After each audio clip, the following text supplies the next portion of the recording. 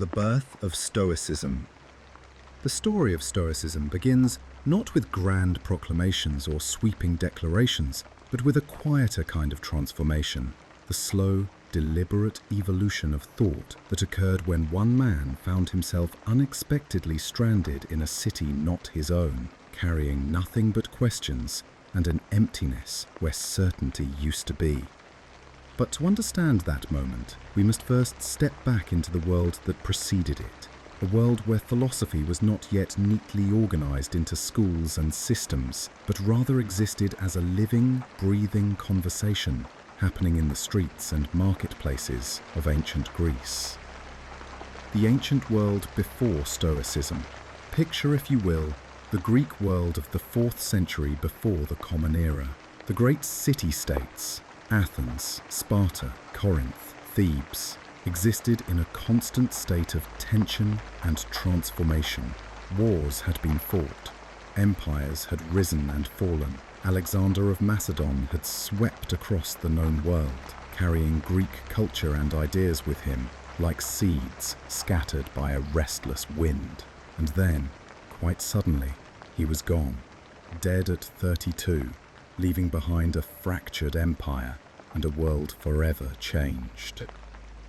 The Hellenistic period, a time when Greek culture and thought spread far beyond the boundaries of Greece itself, mingling with Persian, Egyptian, and Eastern traditions. It was an age of cosmopolitanism, where the old certainties of the city-state were giving way to something larger, more interconnected, and considerably more uncertain.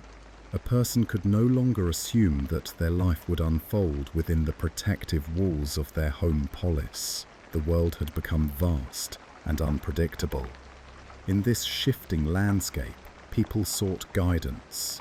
They wanted to know how to live well in a world where the old structures no longer held, and philosophy, which had once been the domain of wealthy aristocrats with leisure time to contemplate abstract truths, began to transform into something more practical, more immediate, more concerned with the actual business of living.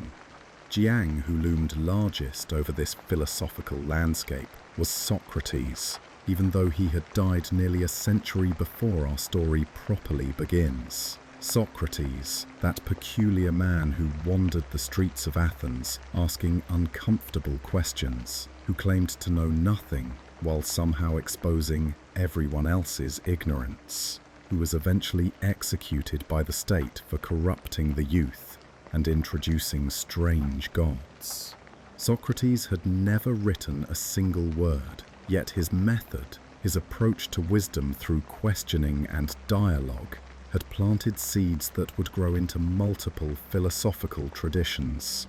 Among those influenced by Socrates was a man named Antisthenes, who took the master's teachings in a particular direction.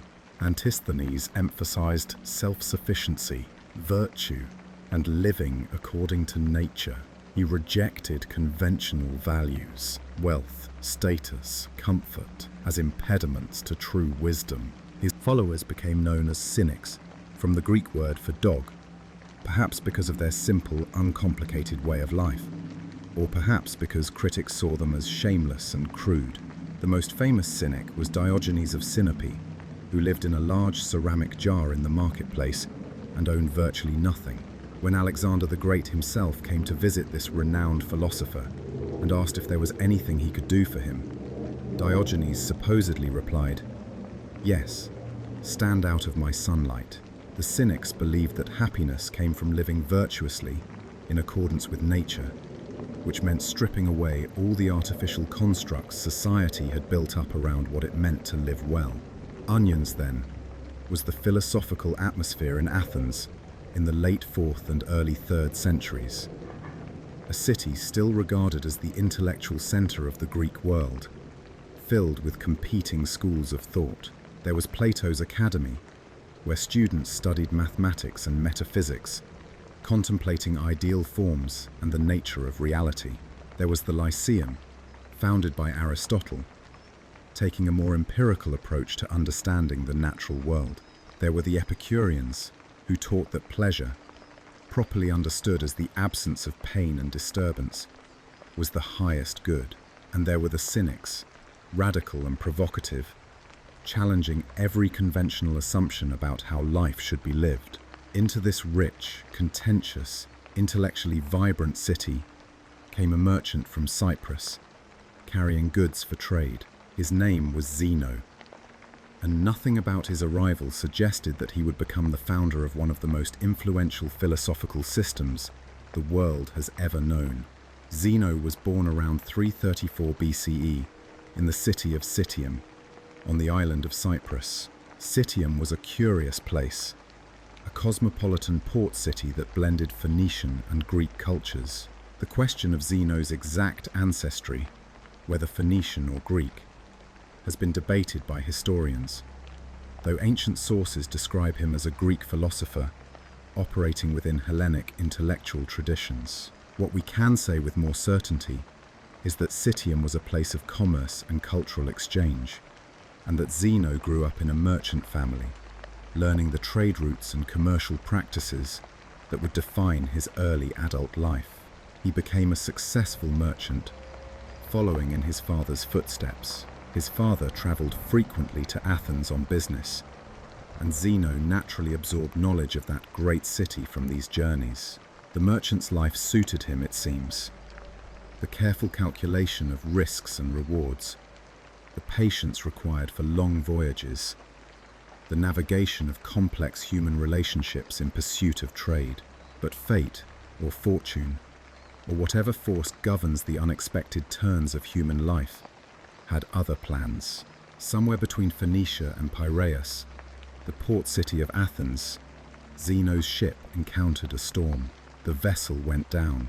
Cargo, perhaps dye, perhaps grain, perhaps the purple-dyed textiles for which the Phoenician world was famous, sank into the Mediterranean. Zeno survived, but everything else was lost. The wealth he had accumulated, the goods he was transporting, the predictable trajectory of a merchant's life, all of it gone beneath the waves. And so Zeno found himself in Athens, probably around the year 312 BCE, with little to his name and no clear path forward. He was roughly 22 years old. Shipwrecks were not uncommon in the ancient world.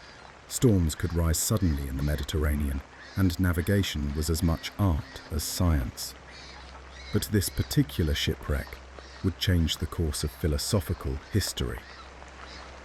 According to the biography written by Diogenes Laertius centuries later, Zeno wandered into a bookshop in Athens. There, still wet from the sea, or perhaps simply dazed by his losses, he picked up a copy of Xenophon's Memorabilia. Xenophon had been a student of Socrates, and his Memorabilia was a collection of conversations and memories of the great philosopher, an intimate portrait of how Socrates lived, what he valued, how he questioned and examined life. Crimson was captivated. Something in those pages spoke to him, perhaps the emphasis on virtue over external goods, a teaching that would resonate powerfully with someone who had just lost everything material. Perhaps it was Socrates' method of questioning, of never accepting easy answers, of pursuing wisdom through rigorous self-examination. Perhaps it was simply the portrait of a man who lived with integrity and purpose, regardless of circumstance. Zeno asked the bookseller a question that would echo through the ages. Where can I find a man like this? The bookseller, as fortune would have it, pointed to a philosopher who happened to be walking past at that very moment. His name was Crates, and he was a cynic, and so Zeno began his philosophical education, studying under Crates and immersing himself in the cynic way of life. He learned their emphasis on self-sufficiency, on virtue as the only true good, on living according to nature rather than convention. But Zeno's mind ranged widely.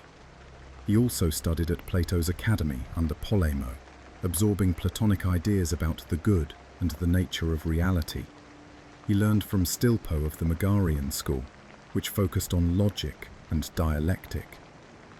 Zeno spent roughly a decade as a student, drawing from multiple philosophical traditions, synthesizing different approaches, gradually developing his own understanding of how one ought to live.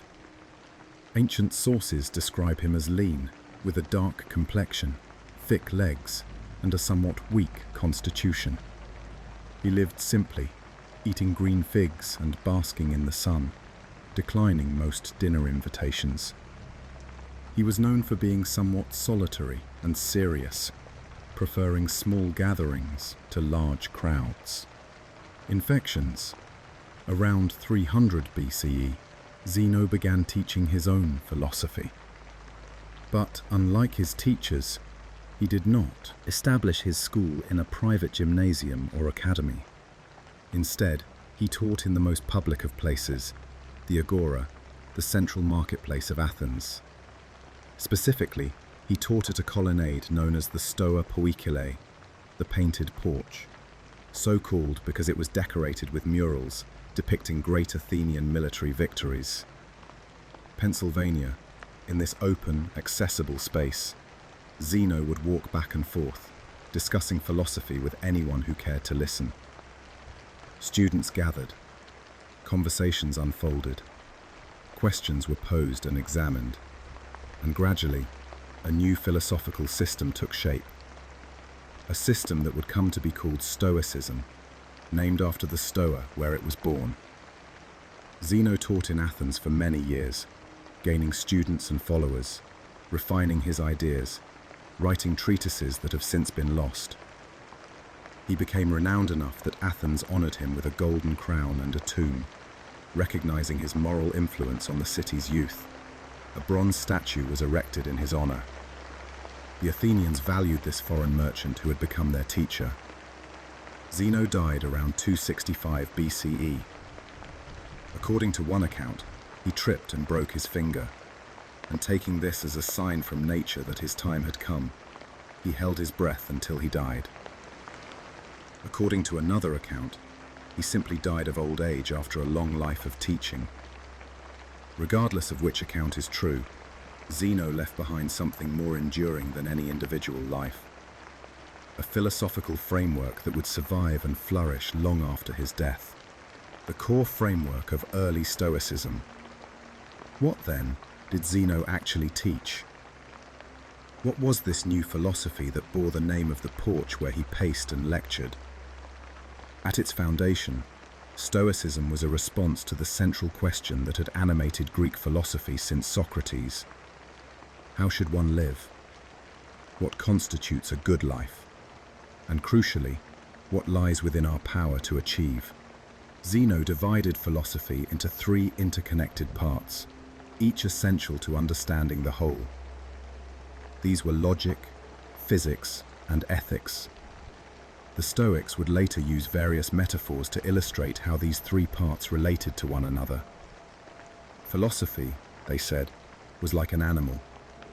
Logic corresponded to the bones and sinews that gave it structure, physics to the soul that animated it, and ethics to the flesh that gave it substance and appearance. Or, philosophy was like an orchard. Logic was the protective wall around it, physics was the trees, and ethics was the fruit, imprisonment. Would not abstract academic disciplines pursued for their own sake. Each had a practical purpose in helping a person live well. Logic, for the Stoics, was the discipline of clear thinking.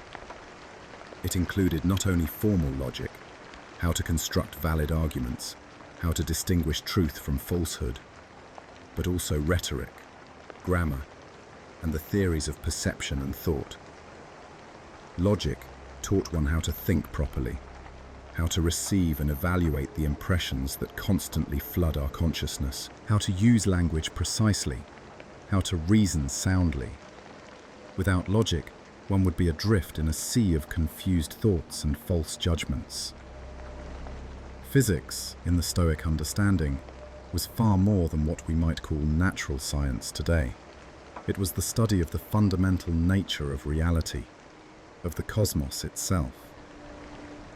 The Stoics held a materialist view of the universe.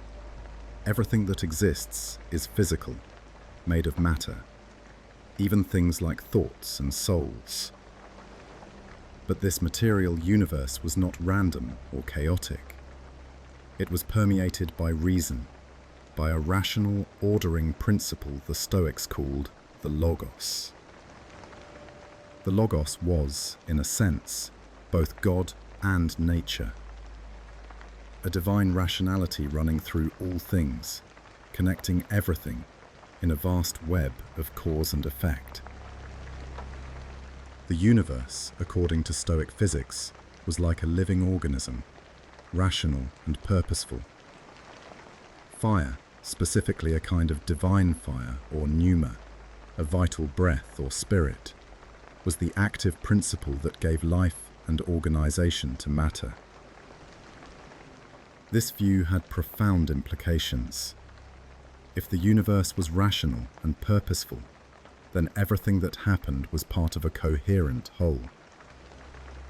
What we call fate was simply the unfolding of natural law, the chain of causes and effects that necessarily followed from the nature of things. To understand physics was to understand one's place in this cosmic order, to see oneself as part of something vastly larger, governed by reason. And this understanding led directly to ethics, which was the heart of Stoic philosophy, the place where theory met practice, where understanding translated into action. The Stoics taught that virtue was the only true good. This was a radical claim. Most people thought that health, wealth, pleasure, reputation, and long life were also goods. The Stoics disagreed.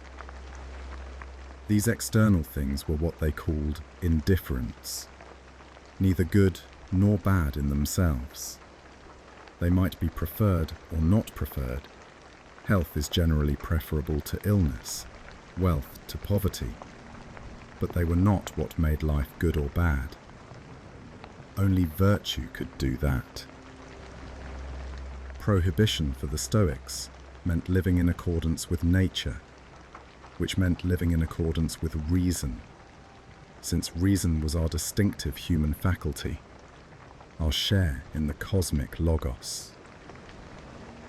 A virtuous person was one who understood the nature of things and acted appropriately based on that understanding. They exercised wisdom in judging what was truly valuable. They showed courage in facing difficulties. They practiced justice in their dealings with others. They maintained self-discipline in managing their desires and aversions. The opposite of virtue was vice, and vice made one's life bad, regardless of any external circumstances. A vicious person could be wealthy, healthy, and powerful, but their life would still be fundamentally impoverished.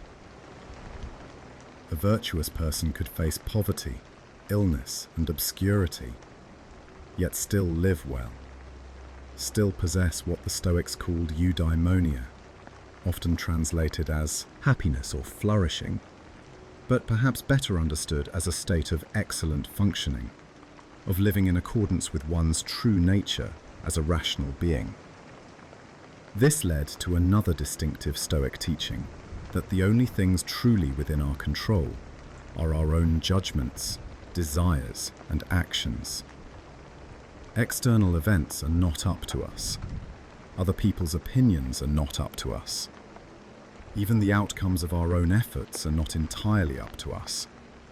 But how we think about these things, how we respond to them, what we choose to value and pursue, these are within our power.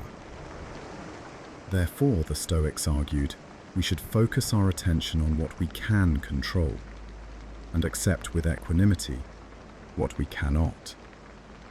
This was the path to tranquility, to freedom from destructive emotions, to living well, regardless of fortune.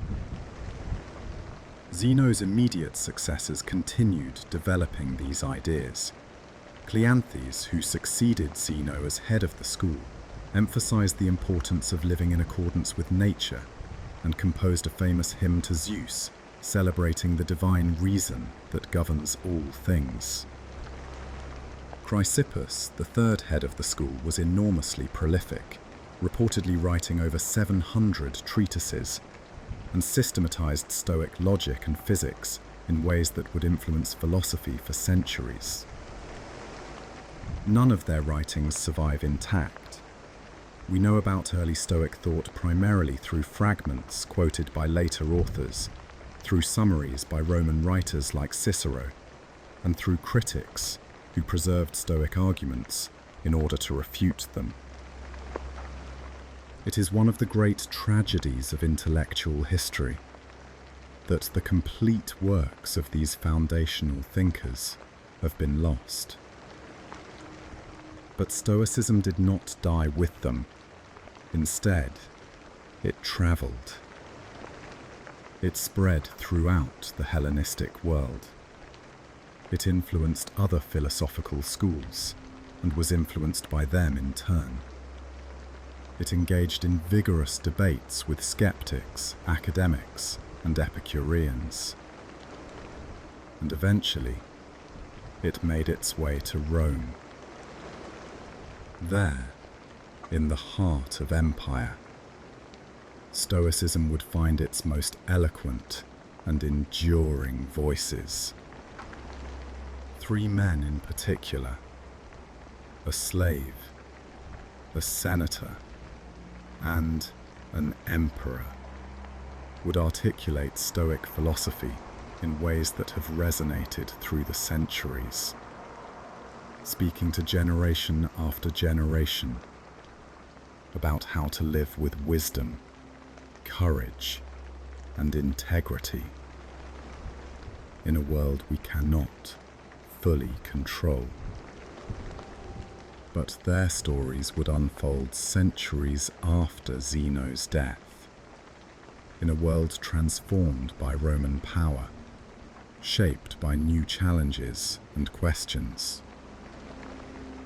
Before we turn to them, it is worth pausing to appreciate what Zeno had created. A philosophy born from shipwreck and loss, nurtured in the public spaces of Athens, grounded in the conviction that virtue alone makes life good, that reason connects us to the cosmos, and that wisdom lies in understanding what truly matters and what does not. The painted porch where Zeno taught is long gone. The exact location is uncertain. But the ideas born there have proved more durable than stone or bronze, quieter than grand monuments perhaps, yet somehow more enduring. They travelled across the Mediterranean, adapted to new cultures, survived the fall of empires, and continue even now to offer guidance to those who seek it. For now, though, in the quiet before sleep, it is enough to know that Stoicism began with a simple question asked in an Athenian bookshop, with one man seeking wisdom in the wake of loss, with the recognition that sometimes losing everything opens the possibility of finding what truly matters. And from that beginning, a tradition was born that would shape the thoughts of slaves and emperors alike. Part 2. Epictetus, the slave who found freedom. Jiang. The philosophy that Zeno founded in Athens would travel far from that painted porch where it first took shape. It moved through the Hellenistic world, carried by teachers and students, merchants and soldiers, adapting to new contexts while maintaining its essential character. By the time the Roman Republic gave way to empire, Stoicism had become one of the dominant philosophical traditions of the Mediterranean world. And it was in the heart of that empire, in the city of Rome itself, that Stoicism would be tested in perhaps its most profound way. not in the lecture halls of philosophers or the private studies of wealthy intellectuals, but in the lived experience of a man who possessed nothing, not even ownership of his own body. His name was Epictetus, and his life would demonstrate, more powerfully than any theoretical argument, what it meant to find freedom within constraint, dignity within degradation, and wisdom in circumstances that would seem to offer no possibility for flourishing.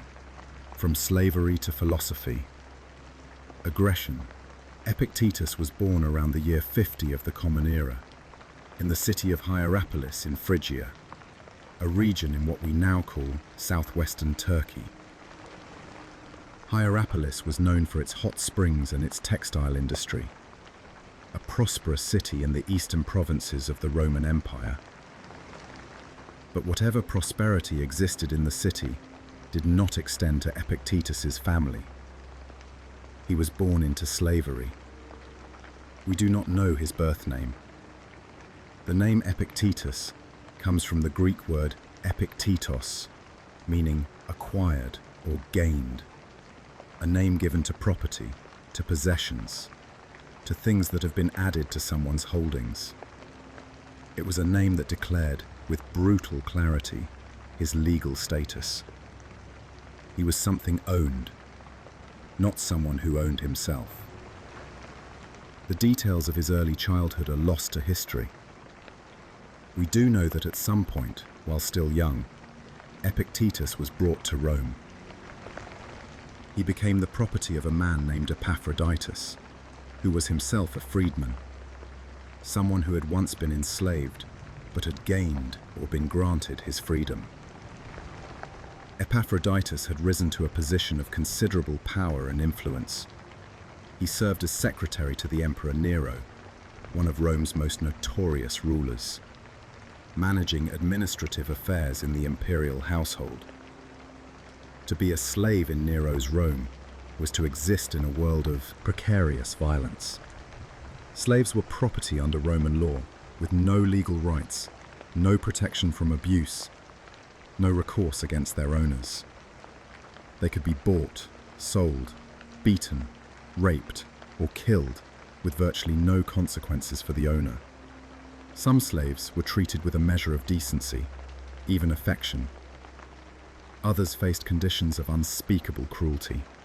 All lived with the fundamental reality that their lives were not their own. Epictetus bore a physical disability, walking with a limp throughout his life.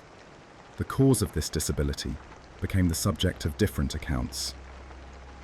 The Christian theologian Origen, writing about a century after Epictetus's death, claimed that Epaphroditus had twisted Epictetus's leg, torturing him in a fit of anger.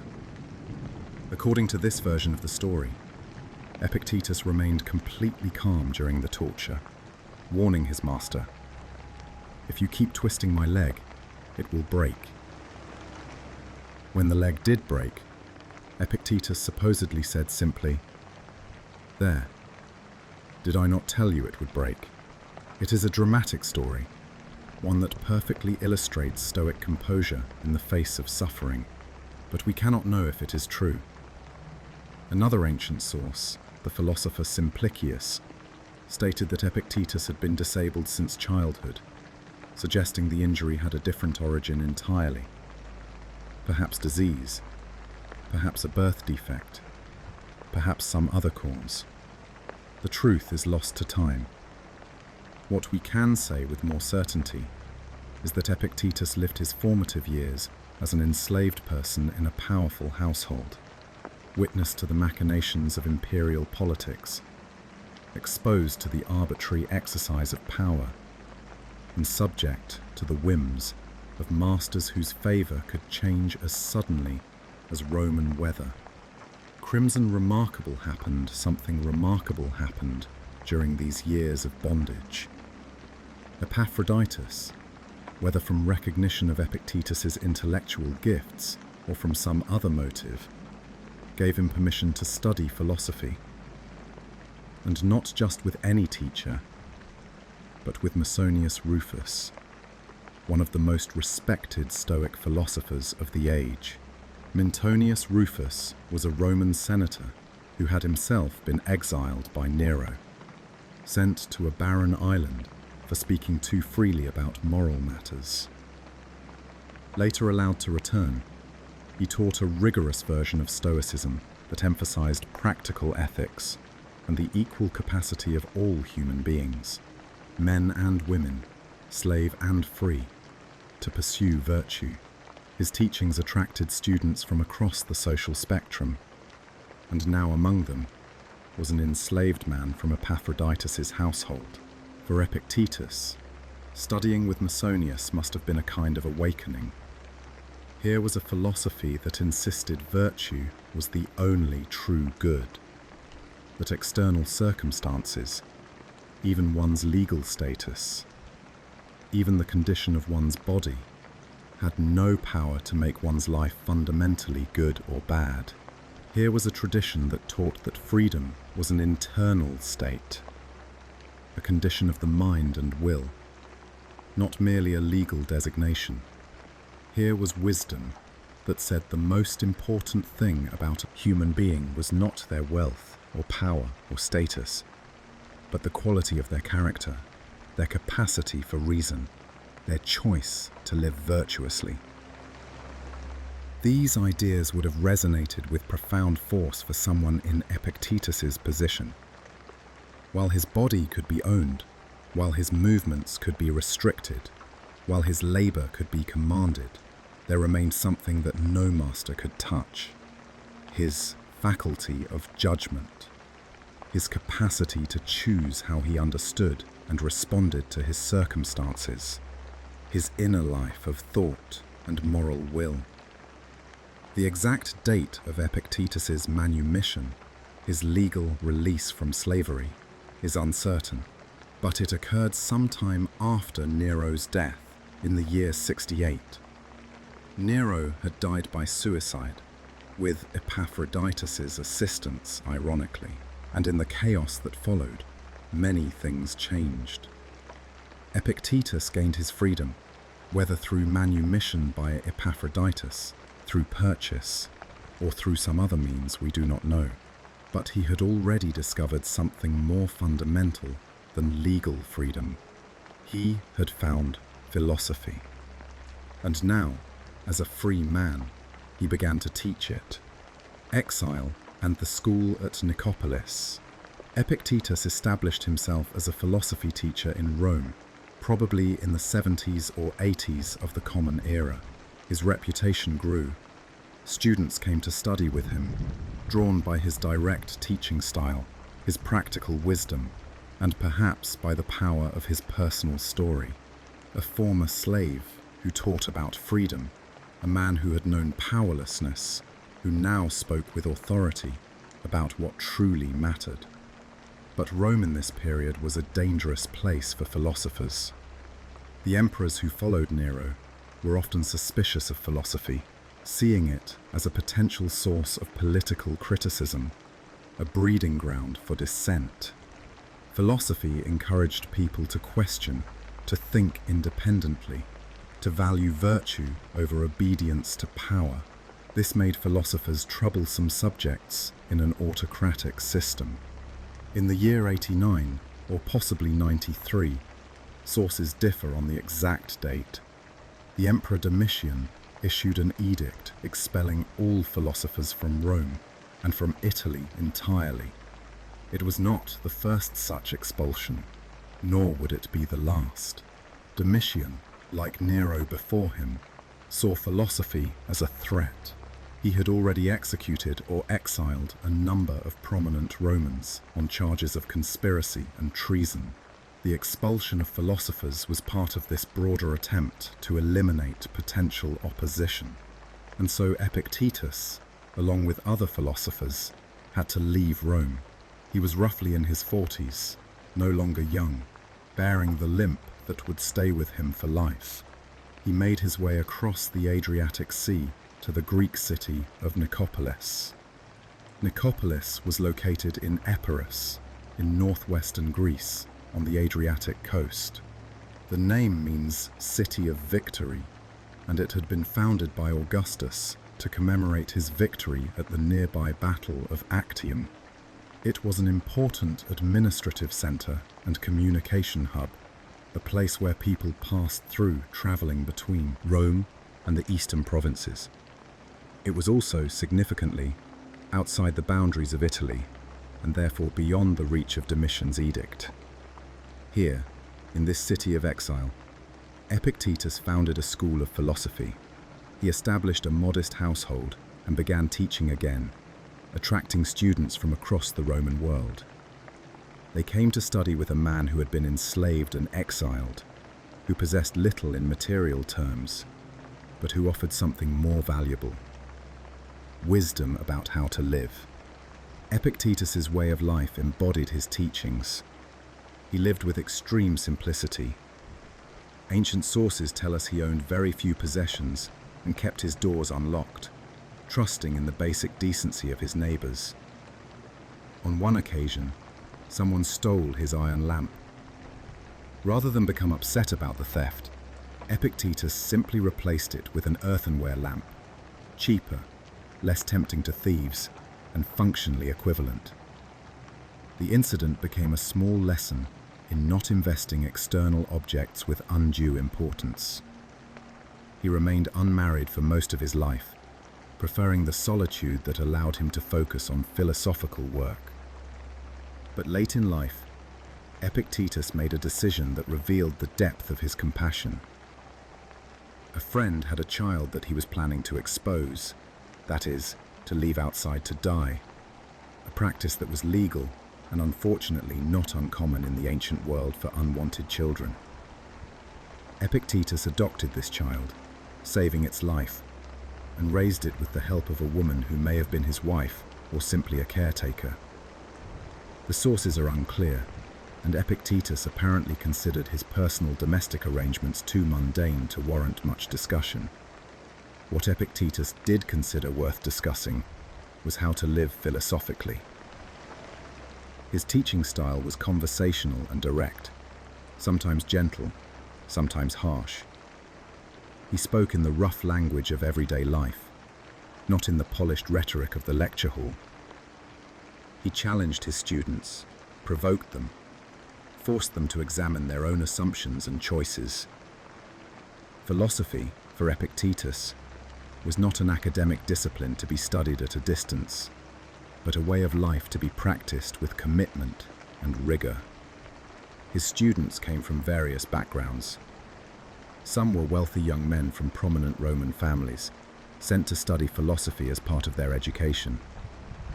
Others were more ordinary people seeking guidance on how to navigate life's difficulties.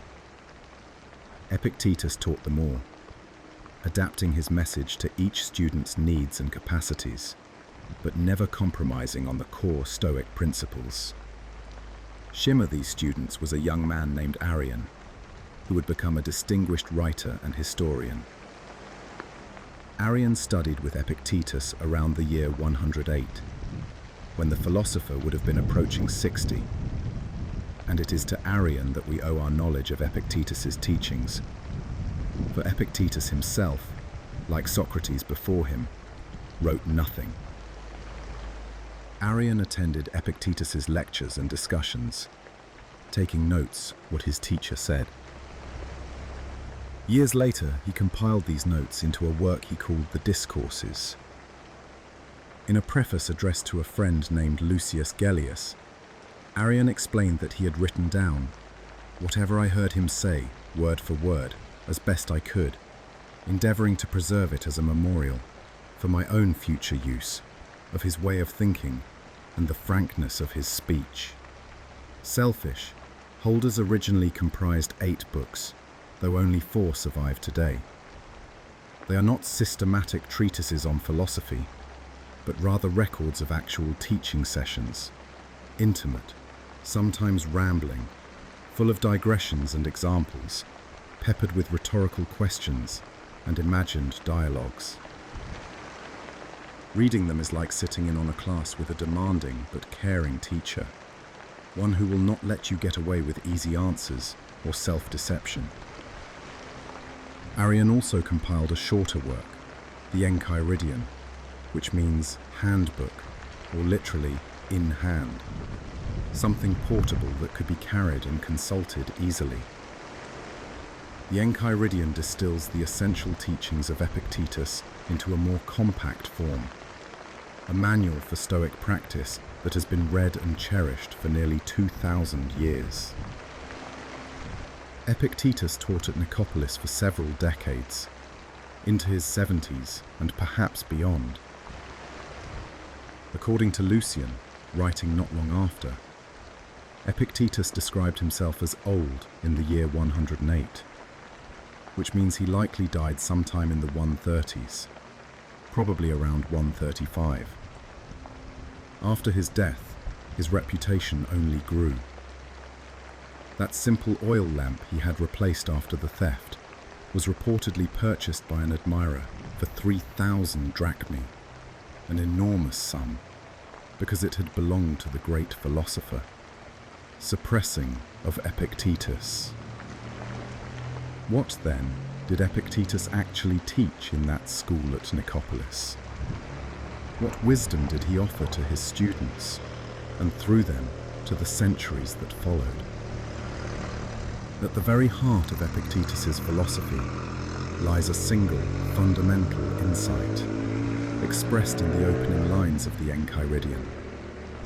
Some things are within our power, while others are not. This may sound almost trivially simple, but its implications are profound and far-reaching.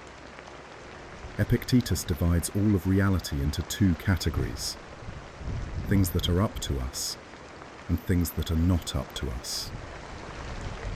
What is up to us?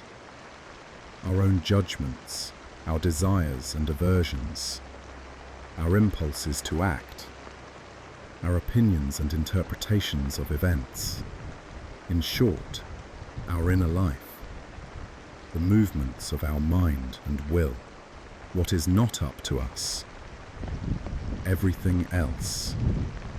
Our body and its condition, our property, our reputation, the people around us, the events that happen in the world, the outcomes of our efforts, the opinions others form of us, the length of our life, whether we become ill or stay healthy, whether we are praised or blamed, whether our plans succeed or fail. This is what later philosophers would call the dichotomy of control, and it is the foundation of Epictetus's entire approach to living well. If we try to control what is not up to us, we will inevitably be frustrated, disappointed, and disturbed. We will be at the mercy of fortune, tossed about by circumstances we cannot command. But if we focus our attention and effort on what is up to us, on the quality of our judgments, the nature of our desires, the rightness of our actions, then we can achieve a kind of invulnerability. This does not mean we should not care about external things. Epictetus was not teaching indifference to the world. Rather, he was teaching a proper understanding of where our good actually lies. We naturally prefer health to sickness, wealth to poverty, praise to blame. These preferences are normal and natural, but our happiness, our flourishing, our fundamental well-being does not depend on getting these preferred things. It depends on maintaining good judgment and virtuous character, regardless of whether we get them or not. Epictetus uses vivid, memorable examples to drive this point home. When you kiss your child goodnight, he says, remind yourself that this is a mortal being you are kissing, not to make yourself miserable, but to prepare yourself for the reality that all things are transient. If the child dies, you will be sad. This is natural and appropriate, but you will not be destroyed by it because you never confused the child's life with your own good. You loved the child, but you also understood that the child's life was never within your control. Or consider embarking on a voyage.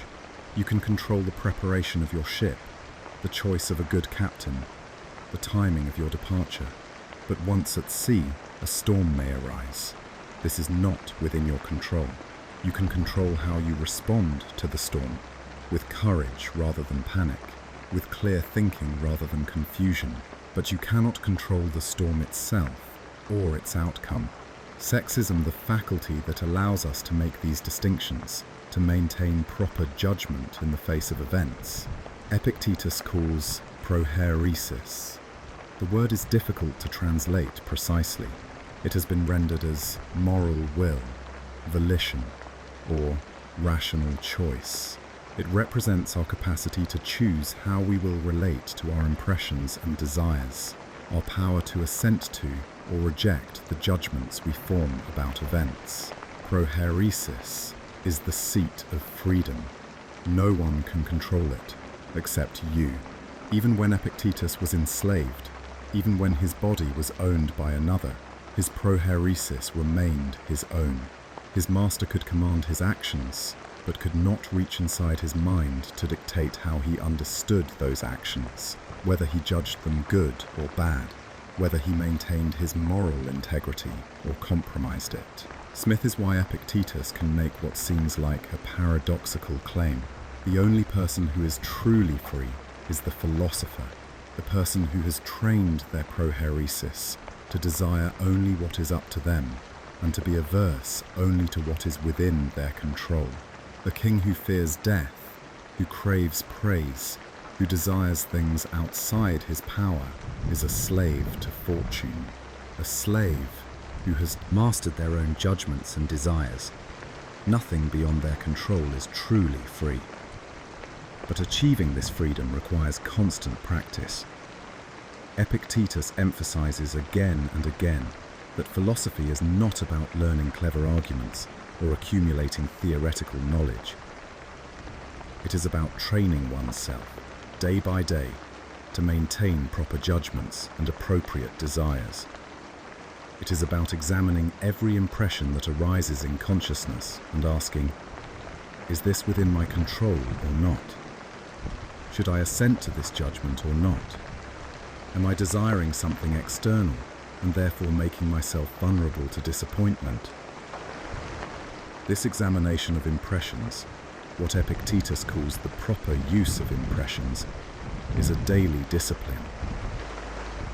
When someone insults you, the impression arises, I have been wronged and should be angry. But is this judgment true? Has anything truly bad happened to you? Someone has made certain sounds with their mouth or marks on paper. These external things have occurred, but your good, your virtue, your prohairesis, these remain entirely intact unless you damage them yourself by choosing to become angry, by judging that you have been truly harmed. Misinformation can be uncompromising in his insistence that we are responsible for our own disturbed emotions. If you are anxious, it is because you desire things not in your control. If you are angry, it is because you have judged that someone has harmed you, when in fact they have only affected externals. If you are grief-stricken beyond measure, it is because you have confused external losses with damage to your true self. This might sound harsh, even callous, but Epictetus is not denying the reality of emotions or claiming we should feel nothing. He acknowledges that initial responses to events are natural and involuntary. The catch in your breath when startled, the tears that well up at loss, the quickening of pulse when threatened. These first movements of emotion are not within our control and are not the concern of philosophy. What matters is what we do with these initial reactions. Do we fan them into consuming fires by adding judgments about how terrible things are, how we cannot bear what has happened, how unfair the universe is? Or do we observe them calmly, acknowledge them, and maintain our fundamental understanding that nothing external can truly harm us? The good that Epictetus points toward is a state of tranquility, freedom, and integrity. It is the condition of someone who desires only what is appropriate to desire, who acts only as virtue requires, who is disturbed by nothing because they have ceased to invest external things with power over their peace of mind. This is not easy to achieve. Epictetus acknowledges that he himself falls short of the ideal, but it is the goal toward which Stoic practice points. And it was this teaching, born from the lived experience of someone who had known literal slavery and found freedom within it, that would influence thinkers for centuries to come. A Roman senator named Seneca had written about Stoic philosophy decades before Epictetus taught. And decades after Epictetus, a Roman emperor would sit in his military tent on the banks of the Danube, writing private notes to himself that drew heavily on Epictetus's teachings. But before we turn to those figures, we should sit with Epictetus's wisdom a little longer. Here was a man who had been called a quiet one, who had been property, who bore in his body the mark of permanent injury. Yet he found within himself something that could not be acquired or owned by another, something that no injury could diminish. He found his prohairesis, his capacity for rational choice, his inner freedom, proximity, and he spent the rest of his life teaching others how to find the same. Not through changing their external circumstances, though he did not object to improving circumstances when possible, but through transforming their understanding of where their true good lay, through training their capacity for judgment, through practicing philosophy as a way of life, rather than merely studying it as a subject. Timber approaches now. Let Epictetus's central question settle gently into the quiet spaces of thought. What is within your power and what is not? Where does your true good actually lie? What could make you truly free? These are not questions to be answered hastily or once and for all. They are questions to be lived with, practiced with, explored day by day, just as Epictetus explored them in his school by the Adriatic, where students came to learn not just what to think, but how to live. Part 3. Seneca, the conflicted counselor. Epictetus found his freedom in philosophy, discovered dignity in the most unlikely of circumstances, and taught from a position of moral clarity earned through suffering and survival. His life offered a kind of purity, a straightforward alignment between his teachings and his circumstances. He possessed little, so he had little to lose. He had known powerlessness, so he understood deeply what it meant to focus only on what lay within one's control. Pixels is tested not only in deprivation and hardship. It faces perhaps its most difficult trial when surrounded by wealth, power, and the seductions of influence. When the philosopher must navigate not the clear-cut challenges of slavery, but the murky compromises of politics, the ambiguous choices of those who move in corridors of power. This was the world inhabited by another great Stoic, a man born into wealth and privilege, who would rise to become one of the most influential figures in Rome, who would counsel emperors and accumulate vast riches, and who would spend his life wrestling with the apparent contradictions between what he taught and how he lived. Imprisonment was Lucius, name was Lucius Annaeus Seneca, and his story is one of brilliance and compromise, wisdom and hypocrisy, profound insight and troubling complicity. He remains, even now, the most controversial figure in the Stoic tradition, a man whose philosophical writings contain timeless wisdom and whose life raises uncomfortable questions about how wisdom can coexist with worldly ambition. Prominence and education. Seneca was born around the year 4 before the Common Era, in the city of Cordoba, in the Roman province of Hispania Baetica, what we now call Cordoba, in southern Spain. He came from a family of considerable wealth and status. His father, known as Seneca the Elder, was a distinguished teacher of rhetoric, renowned throughout the Roman world for his skill in oratory and his collections of rhetorical exercises. His mother, Helvia, was known for her excellent character and education, unusual for a woman of her era. The family was of Italian stock, but had settled in Hispania, where they had prospered. They possessed the kind of wealth that opened doors, that made possible an education in Rome itself, that placed young Seneca on a trajectory toward prominence in public life. He had 2 brothers, an elder brother named Gallio, who would later become proconsul of Achaia and would have a brief encounter with the Apostle Paul, and a younger brother named Mela, who would father the poet Lucan.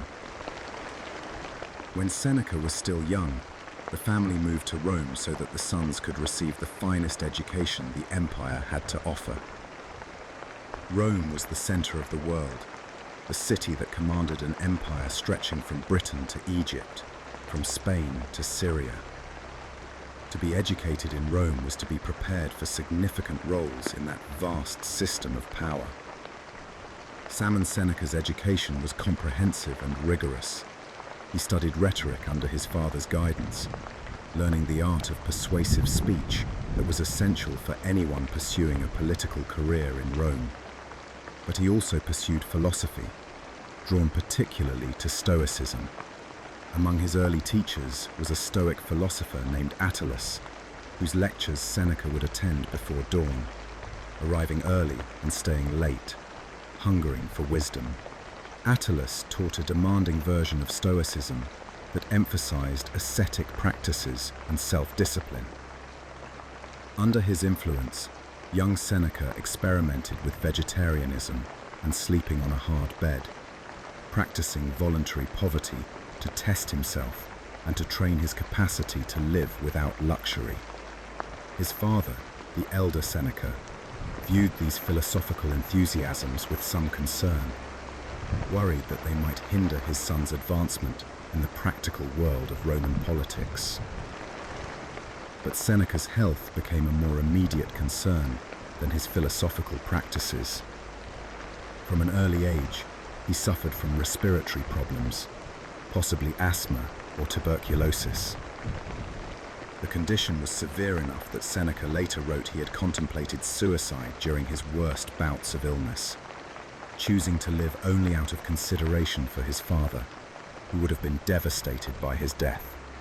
Simon's preceding better health, Seneca traveled to Egypt to stay with his aunt and her husband, who served as prefect there. He spent several years in Egypt, recovering his strength, continuing his studies, and observing the workings of provincial administration. When he finally returned to Rome around the year 31, he was approximately 35 years old, ready to begin the career in law and politics for which his family background and education had prepared him. He began practicing law and quickly gained a reputation for his eloquence. But his very success brought danger. The Emperor Caligula, paranoid and unstable, apparently felt threatened by Seneca's rhetorical skill. According to later accounts, Caligula was prepared to have Seneca executed. Only the intervention of one of Caligula's mistresses saved him. She argued that Seneca's poor health meant he would die soon anyway, so execution was unnecessary. Seneca survived Caligula's reign, but his troubles were far from over. Exile and return. When Caligula was assassinated in the year 41, his uncle Claudius became emperor. The change in emperors brought no safety for Seneca. In fact, his situation became considerably worse. That same year, Seneca was accused of committing adultery with Julia Livilla, the sister of the late Emperor Caligula and the niece of the new Emperor Claudius. Simon's may well have been false, fabricated for political purposes. Julia Livilla was a dangerous person to be associated with. She belonged to the imperial family and was therefore always at the center of power struggles and conspiracies. Some historians believe that Claudius's wife Messalina orchestrated the accusation to eliminate potential rivals and threats. The Senate, acting on the emperor's wishes, condemned both Julia Livilla and Seneca. Julia Livilla was executed or forced to commit suicide. Seneca was sentenced to exile. He was sent to the island of Corsica, a rugged and barren place, far from the intellectual and cultural life of Rome. He was approximately 45 years old, at the height of his intellectual powers, and suddenly he found himself stranded on a remote island with no clear prospect of return. The exile would last 8 years. They were years of isolation, bitterness, and eventually, philosophical productivity. Seneca wrote several works during this period, including a series of essays called Consolations. One, the Consolation to Helvia, was addressed to his mother, comforting her in her grief at losing her son to exile. In it, Seneca demonstrates remarkable fortitude, arguing that no place can truly be a place of exile to a wise person, since virtue can be practiced anywhere. Yet even as he wrote about accepting fate with equanimity, Seneca also wrote another consolation. This one addressed to Polybius, one of Emperor Claudius's freedmen and advisors. This piece is markedly different in tone. It is full of flattery toward Claudius, praising the emperor extravagantly and expressing hope that Claudius will show mercy and recall him from exile. The contrast between the philosophical composure of the Consolation to Helvia and the obsequious pleading of the Consolation to Polybius reveals a tension that would characterize Seneca's life. The gap between philosophical ideals and practical necessities, between what wisdom dictates and what ambition desires. The flattery did not immediately work. Seneca remained on Corsica through the rest of Claudius's marriage to Messalina, but in the year 48, Messalina was executed for conspiracy, and Claudius married again. His new wife was Agrippina the Younger, an ambitious and intelligent woman who happened to be Julia Livilla's sister. Agrippina had plans. She wanted her son from a previous marriage, a boy named Lucius Domitius Ahenobarbus, to become emperor after Claudius.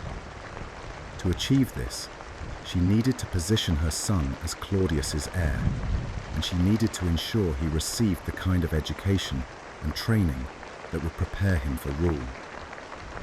She needed, in short, a distinguished tutor. In the year 49, through Agrippina's influence, Seneca was recalled from exile. He was not merely pardoned, he was elevated to the prestigious rank of praetor and appointed as tutor to Agrippina's 12-year-old son. The boy would soon be adopted by Claudius and given a new name, Nero Claudius Caesar Drusus Germanicus. Seneca, the exiled philosopher, would become tutor to the future emperor. It must have seemed like a remarkable reversal of fortune, an opportunity to shape the mind of someone who would wield immense power. Perhaps Seneca imagined he could create something close to Plato's dream of the philosopher king, a ruler guided by wisdom and virtue, educated in the principles that lead to good government. Seneca also married during this period, taking as his wife a woman named Pompeia Paulina from a wealthy family. His personal life stabilized. His public position was secure. He had returned from the wilderness of exile to the very center of power. But the dream of philosopher king would prove far more complicated than any philosophical text suggested. The Nero years, power and compromise. In the year 54, Emperor Claudius died. Many believed he was poisoned by Agrippina, though certainty about such matters was always difficult in the Roman court, where suspicion and rumor were as common as marble columns. Regardless of how Claudius died, the succession had been carefully arranged. Nero, now 16 years old, became emperor, the youngest person to hold that position in Roman history. Crimson and Seneca, along with Sextus Afranius Burrus, the prefect of the Praetorian Guard, became Nero's principal advisors. They effectively governed Rome during the early years of Nero's reign. These years, from 54 to roughly 62, would later be remembered as the good years of Nero's rule, before his descent into paranoia, cruelty, and eventual madness. Chimera and Burrus implemented significant reforms. They improved the efficiency of the judicial system, making it more fair and accessible, encouraged fiscal responsibility in government spending. They promoted more humane treatment of slaves, arguing for limits on the arbitrary power masters held over enslaved people. They managed foreign policy competently, supporting successful military campaigns in Britain and against the Parthian Empire in the east. Seneca wrote Nero's speeches, and these speeches were noted for their eloquence and their philosophical content, emphasizing themes of mercy, justice, and the responsibilities of power. When Nero gave his first address to the Senate, promising to respect that body's traditional prerogatives and to govern with clemency, the speech was Seneca's composition. It was meant to signal a new kind of rule, guided by philosophical principles rather than naked force. During this period, Seneca also wrote one of his most important philosophical works, On Mercy, addressed directly to the young emperor. In it, Seneca argues that true power is shown through merciful restraint rather than harsh punishment, that the good ruler governs through wisdom and justice rather than fear. It was, perhaps, both a guide for Nero and a public statement of the principles that were supposed to guide the regime. During these relatively successful years, problems were apparent. Seneca was becoming enormously wealthy. He had estates at Baiae and Nomentum, villas, Egyptian properties. The historian Cassius Dio later claimed that Seneca's aggressive lending practices in Britain, forcing large loans on the indigenous aristocracy and then demanding sudden repayment, had been one of the causes of Boudicca's rebellion, a massive uprising that nearly drove Rome from Britain. Permission, whether this specific charge was true or not, Seneca's wealth was undeniable and troubling. Here was a man who wrote eloquently about the virtues of poverty, who praised simple living and freedom from material desires, who argued that the wise person should be content with very little. And yet he possessed properties across the empire, accumulated riches that rivaled those of the wealthiest senators, and lived in luxury while teaching about austerity. His critics, both ancient and modern, have called him a hypocrite. The Cynic philosopher Demetrius reportedly mocked Seneca for preaching poverty while living in splendor. Even sympathetic readers have struggled to reconcile Seneca's philosophical writings with his material circumstances. Seneca himself was aware of this tension. In his essay, On the Happy Life, written during this period, he includes a lengthy defense of wealth along Stoic lines. He argues that possessing wealth is not inherently bad. What matters is how one obtains it and how one uses it. The Stoic can be wealthy, Seneca claims, as long as wealth does not dominate their desires, as long as they would be equally content without it, as long as they use it for good purposes. Virtue, not poverty, is what makes someone a philosopher. It is a philosophically defensible position. But one wonders whether Seneca, writing from his villa, surrounded by the trappings of wealth, was entirely convincing, even to himself.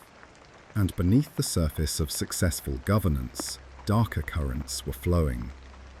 Agrippina, Nero's mother, had expected to continue wielding influence over her son. She had, after all, orchestrated his rise to power. But Nero was growing older, growing restless under maternal supervision. Tensions between mother and son intensified. In the year 59, Agrippina was murdered. The methods were bizarre and elaborate. First, an attempt to drown her in a collapsing boat, and when that failed, direct assassination by soldiers. Nero ordered her death, and Seneca and Burrus, his advisors, either consented to it or were powerless to prevent it. Seneca's exact role remains unclear. Did he counsel against the murder? Did he simply acquiesce to what seemed inevitable? Or did he actively assist in justifying and covering up the crime? We know that after Agrippina's death, Seneca wrote the letter that Nero sent to the Senate, explaining and excusing the matricide.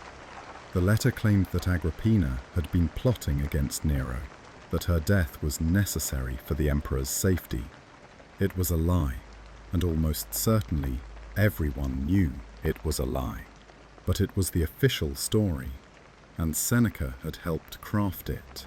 The philosopher who had written about virtue and justice had used his rhetorical skill to provide cover for matricide. This moment marks a turning point, both in Nero's reign and in our assessment of Seneca. Whatever the quality of his philosophy, whatever the wisdom contained in his writings, Seneca had chosen to remain close to power. Even as that power became murderous, he had compromised, rationalized, and continued serving an emperor who had killed his own mother. The remaining years of Seneca's advisory role saw Nero's behavior deteriorate further. The young emperor became increasingly consumed by his artistic ambitions, his sexual indulgences, and his paranoid suspicions. The restraining influence that Seneca and Burrus had provided was fading. In the year 62, Burrus died, possibly of illness, possibly of poison. Accounts differ. With his ally and fellow advisor gone, Seneca's position became even more precarious. He tried repeatedly to retire from public life, asking Nero for permission to withdraw from court, to live quietly on one of his estates, to devote himself to philosophy. He even offered to return much of his wealth to Nero, recognizing that his riches had become a liability, making him an object of envy and suspicion. Nero refused. He needed Seneca's eloquence, his administrative competence, his ability to lend philosophical legitimacy to imperial actions.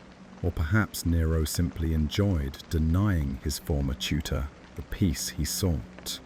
In any case, Seneca remained in Nero's service, though increasingly marginalized, spending more time away from court, writing, rather than governing. Final works and forced suicide. Deadliest. The last years of Seneca's life, from 62 to 65, were his most philosophically productive. Released from the daily demands of governing, though still technically in Nero's service, Seneca turned his attention to writing. He produced two major works during this period: The Natural Questions, an encyclopedia exploring various phenomena of the natural world, and his masterpiece, The Letters to Lucilius. The Letters to Lucilius comprise 124 letters addressed to a younger friend, Lucilius Jr., who was serving as procurator in Sicily. These letters discuss virtually every aspect of Stoic philosophy and practical ethics. They cover how to deal with grief, how to face death, how to maintain tranquility amid life's disturbances, how to practice poverty, how to manage anger, how to choose friends, how to read philosophy, how to spend one's time. Resisting are intimate and personal, written in a warm, conversational style, quite different from formal philosophical treatises. They reveal a man deeply engaged with the challenge of actually living philosophically. not merely thinking about it. They show Seneca wrestling with his own failures and shortcomings, acknowledging that he falls short of the Stoic ideal, but insisting that the struggle toward wisdom is itself worthwhile. Remarkably, in none of these 124 letters does Seneca mention Nero, the emperor with whom he had been so closely associated for over a decade, whose speeches he had written, whose crimes he had witnessed and perhaps abetted, is simply absent from these philosophical reflections. Whether this was prudent self-censorship or a deliberate erasure of what Seneca preferred to forget, we cannot say. But Seneca could not escape Nero's notice forever. In the year 65, a conspiracy formed against the emperor. A group of senators and others, disgusted by Nero's increasingly erratic and tyrannical behavior, planned to assassinate him and replace him with a senator named Gaius Calpurnius Piso. The plot became known as the Pisonian conspiracy. Poisoning was discovered before it could be carried out. Nero's response was predictably brutal. Anyone suspected of involvement, or of knowing about the plot, or of being insufficiently loyal, was rounded up. Some were executed immediately. Others were forced to commit suicide. The emperor used the conspiracy as an excuse to eliminate anyone he viewed as a potential threat. Sickness Seneca was implicated, though whether he actually participated in the conspiracy remains uncertain. Several of the conspirators had connections to him. Some may have hoped he would support the plot, but there is no clear evidence that Seneca actively conspired against Nero. Nevertheless, Nero decided that his former tutor had to die. Soldiers arrived at Seneca's villa with orders for him to commit suicide. In Rome, suicide was often used as an alternative to execution for persons of high rank. It was considered more honorable, and it sometimes allowed the condemned person's family to retain at least some of their property, which would be forfeited entirely if the person were formally executed. Seneca received the order calmly. According to the historian Tacitus, who provides our most detailed account of Seneca's death, the philosopher remained composed, calling for his will so he could make final arrangements. When told that there was no time for that, he turned to his friends and students who were present and told them that he left them the most valuable thing he possessed, the example of his life. His wife, Pompeia Paulina, declared that she would die with him. Seneca apparently tried to dissuade her, but she insisted. They both opened veins in their arms, the traditional Roman method of suicide. But Seneca was old, thin, and his blood flowed slowly. The process of bleeding to death was taking too long. He opened veins in his legs as well. Still, the blood flowed sluggishly. He asked for poison, which he drank, but it had little effect. Finally, he was placed in a warm bath to increase blood flow, and there, at last, he died. Suffocated by the steam, according to some accounts, simply expired from blood loss, according to others. Throughout the ordeal, he reportedly remained philosophical, dictating thoughts to secretaries, even as his life ebbed away. Permitting Pompeia Paulina did not die. Nero, perhaps uncomfortable with the image of the devoted wife dying alongside the condemned philosopher, sent soldiers to bind her wounds. She survived, though she bore the scars of the opened veins for the rest of her life. Seneca died in the year 65, probably around age 69. His death was presented by later writers as an example of Stoic composure in the face of mortality, calm, rational, accepting of fate, and perhaps it was, but one cannot help noticing that it was also a death imposed by the very emperor Seneca had tutored, justified by the suspicion of conspiracy against the regime Seneca had helped govern, occurring in the aftermath of choices and compromises that had seemed necessary at the time. The paradox of Seneca. Overthrow. What, then, are we to make of Seneca? How do we reconcile the wisdom of his writings with the compromises of his life? There is no easy answer. Seneca himself provides no neat resolution to the contradictions. He remains a figure who troubles and challenges us, precisely because he embodies tensions that many people face, between ideals and practical necessities, between what we know is right and what seems possible in the circumstances we find ourselves, between the person we wish to be and the person we actually are. His philosophical works are genuinely profound. The letters to Lucilius contain insights about living that remain relevant centuries later. His essays on anger, on the shortness of life, on providence, on tranquility. These are works of real wisdom, born from serious reflection on the human condition. They have influenced countless researchers, from early Christian thinkers to Renaissance humanists to modern philosophers. But his life forces us to ask uncomfortable questions. Can wisdom coexist with moral compromise? Can a person write beautifully about virtue while serving a tyrant? Does philosophy mean anything if it doesn't fundamentally change how we live? Or is the gap between ideal and reality simply part of the human condition, something even philosophers must navigate as best they can? Perhaps the most honest thing to say about Seneca is that he was brilliant and flawed, wise and weak, genuinely philosophical and troublingly worldly. He was, in other words, profoundly human, and maybe that is precisely why his writings continue to speak to us, not because they come from someone who achieved perfect Stoic wisdom, but because they come from someone who struggled, compromised, failed, and yet kept trying to think and live philosophically, despite everything. As sleep settles over these reflections, Seneca's example remains ambiguous, a reminder that wisdom is one thing and living wisely is another, that philosophy tested in comfort and power faces challenges quite different from those encountered in deprivation, that the examined life must somehow be lived in the actual world, with all its pressures and compromises.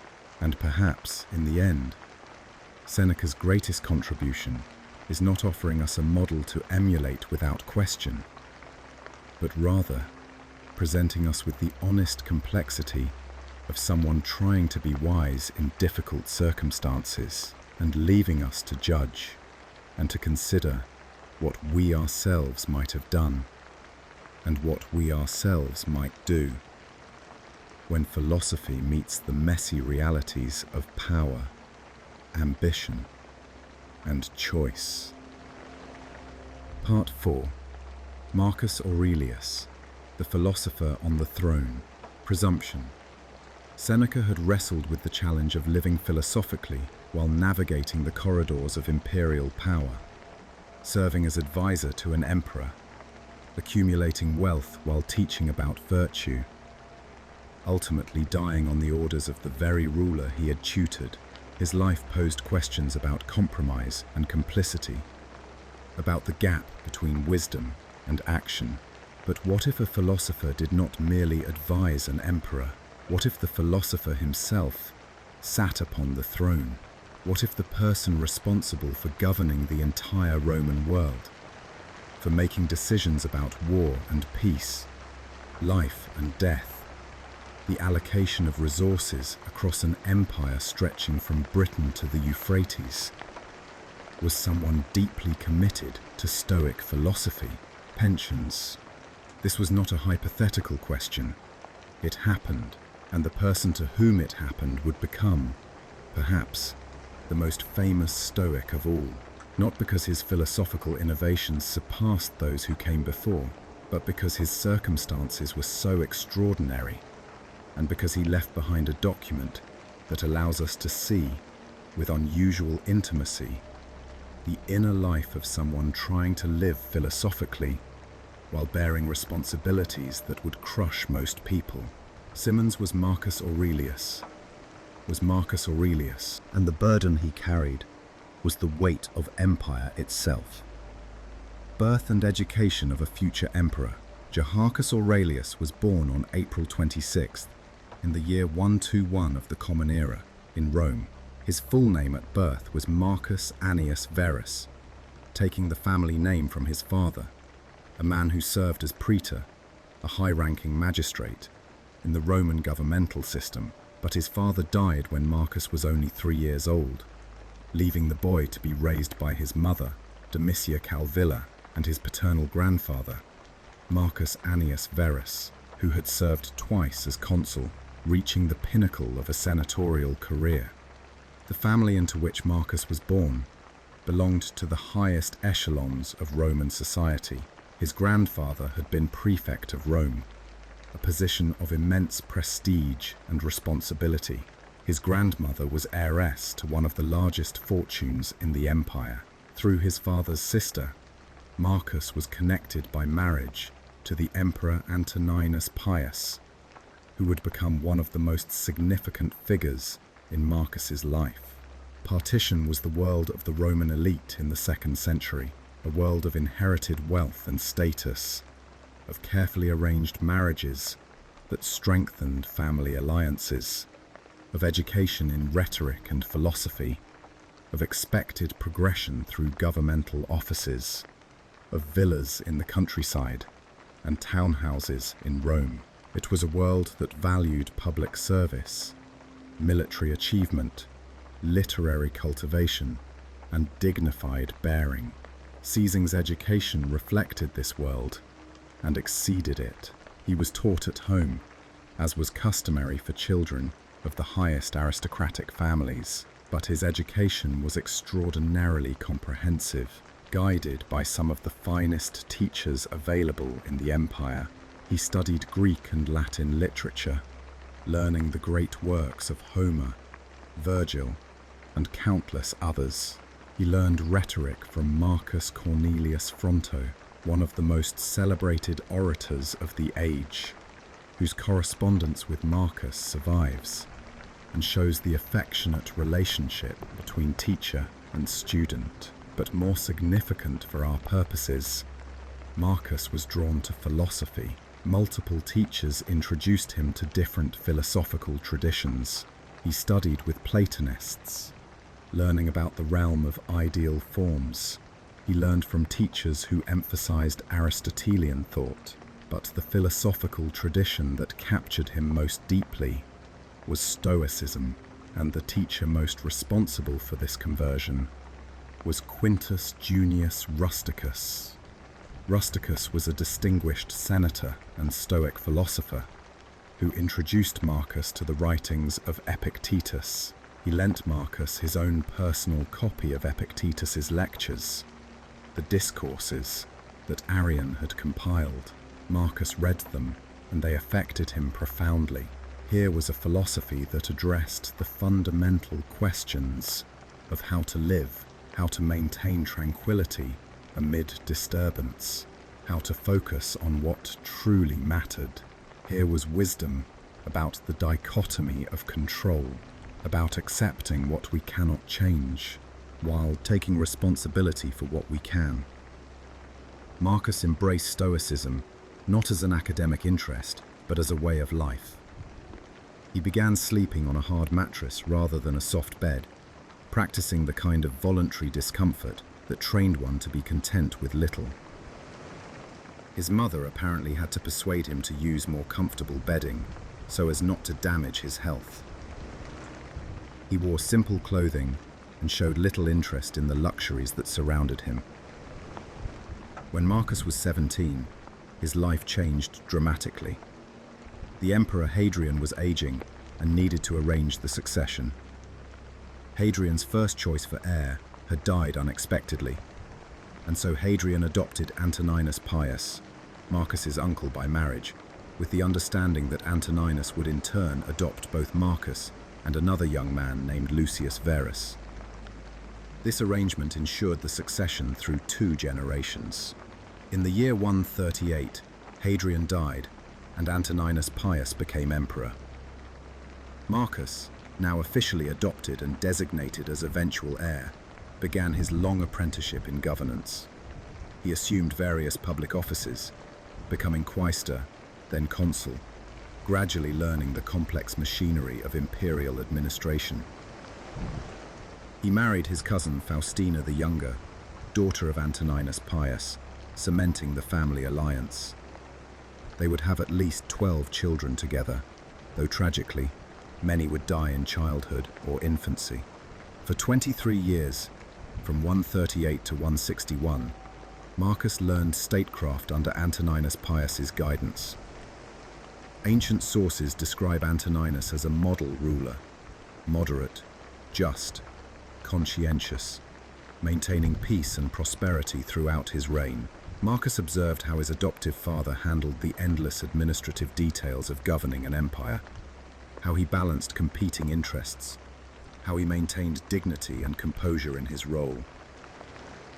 Miss Marcus later expressed deep gratitude for what he learned from Antoninus, praising his modesty, his careful deliberation before making decisions, his dedication to duty, his calm temperament.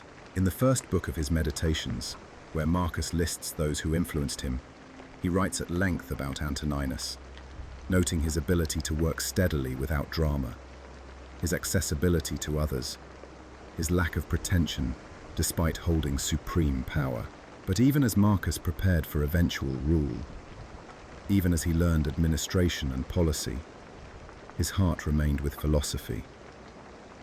He continued his studies, reading the Stoics, practicing the disciplines they recommended, trying to understand how to live well.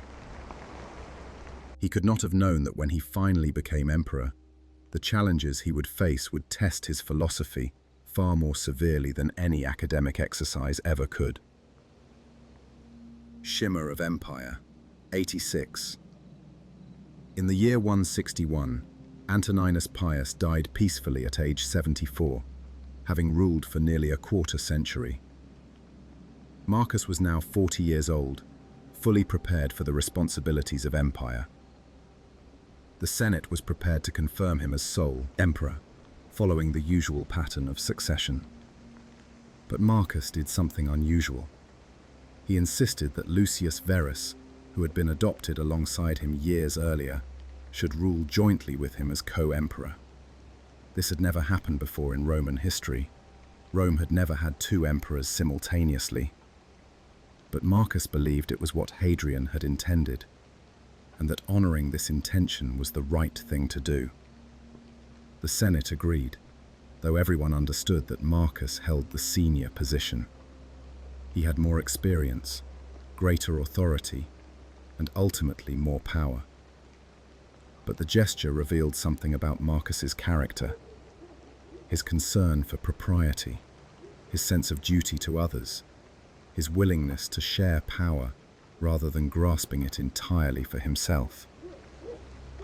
Marcus might have hoped that his reign would continue the peace and stability that had characterized Antoninus's rule. The empire was at its height, stretching across the known world, seemingly secure and prosperous.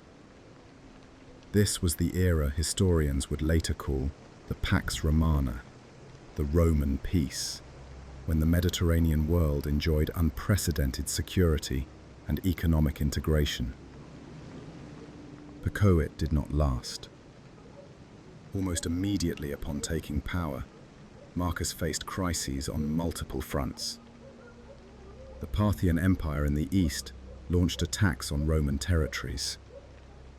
Marcus sent Lucius Verus to command the eastern campaigns, which eventually proved successful, but spread plague throughout the returning armies. This plague, known as the Antonine Plague, would devastate the empire, killing millions over the next 2 decades. Nietzsche mentioned Germanic tribes along the Rhine and Danube frontiers began pressing against Roman borders with increasing intensity.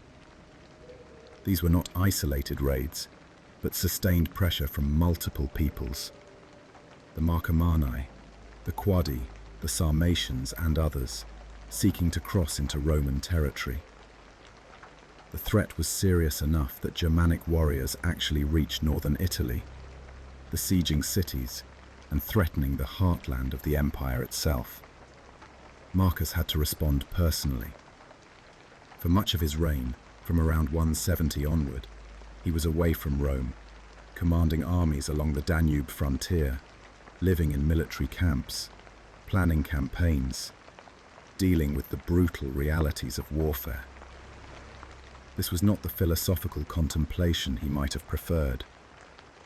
This was cold, mud, disease, violence, and the terrible decisions that warfare requires. In the year 169, Lucius Verus died, probably from the plague. Marcus now ruled alone, facing escalating military threats and a pandemic that was emptying cities and draining the empire's resources. He was forced to auction off imperial possessions to raise money for the military campaigns.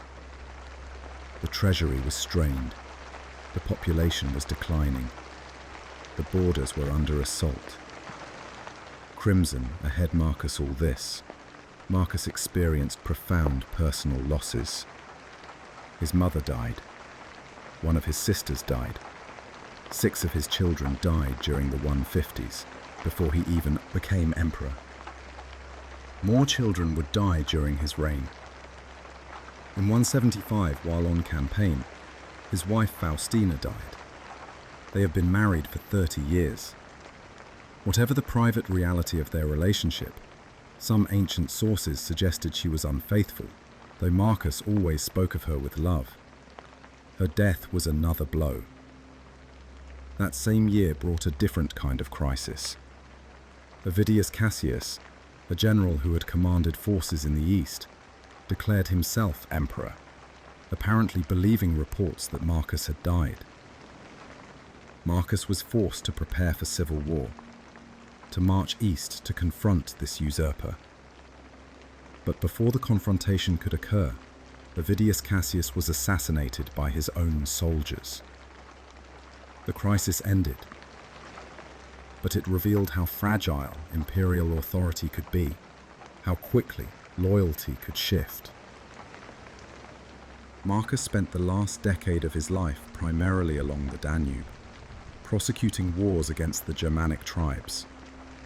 He achieved military successes, pushing back invaders, attempting to establish secure borders, perhaps even planning to extend the empire northward. But the campaigns were grinding and exhausting, requiring constant attention and presence.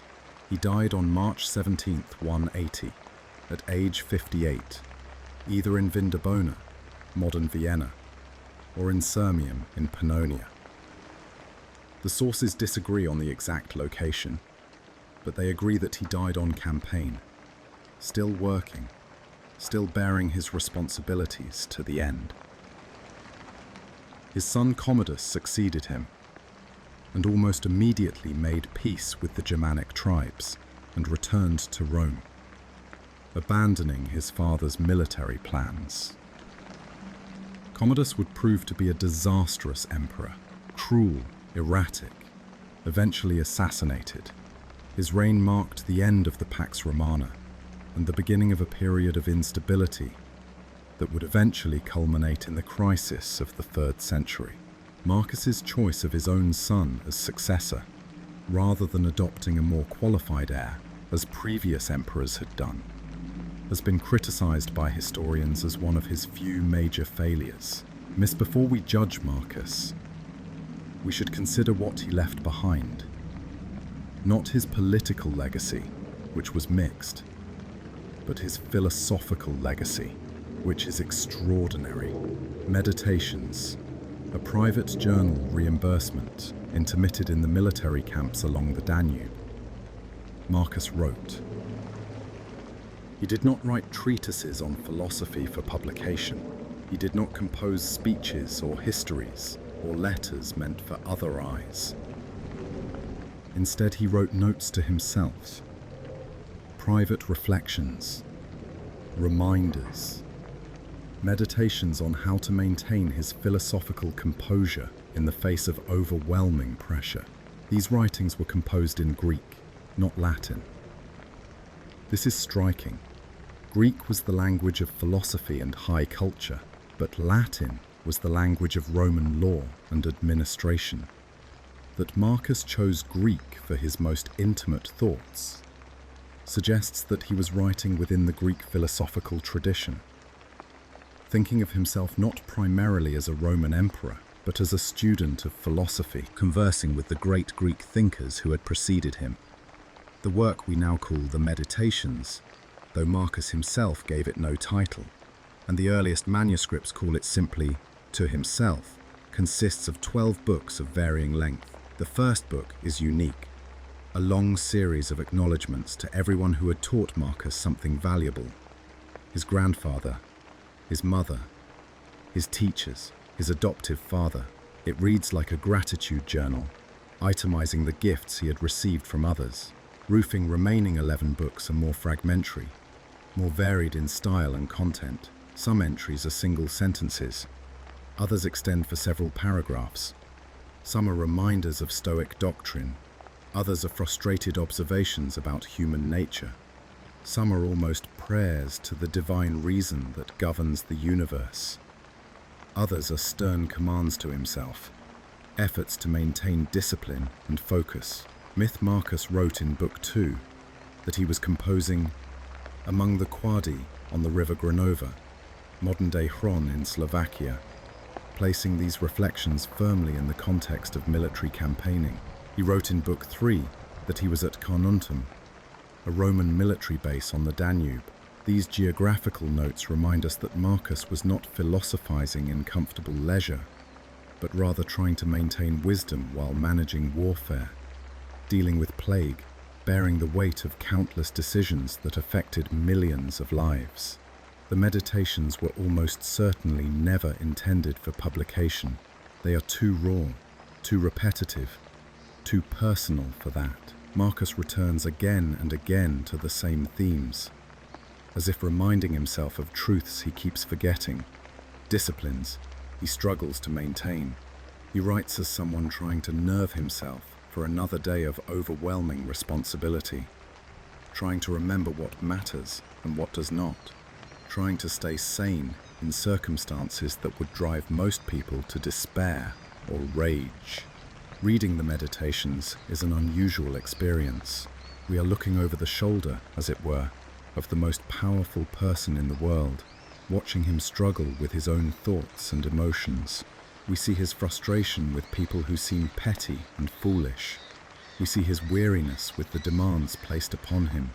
We see his fear of death, his awareness of his own mortality, his attempt to accept the inevitable with philosophical calm.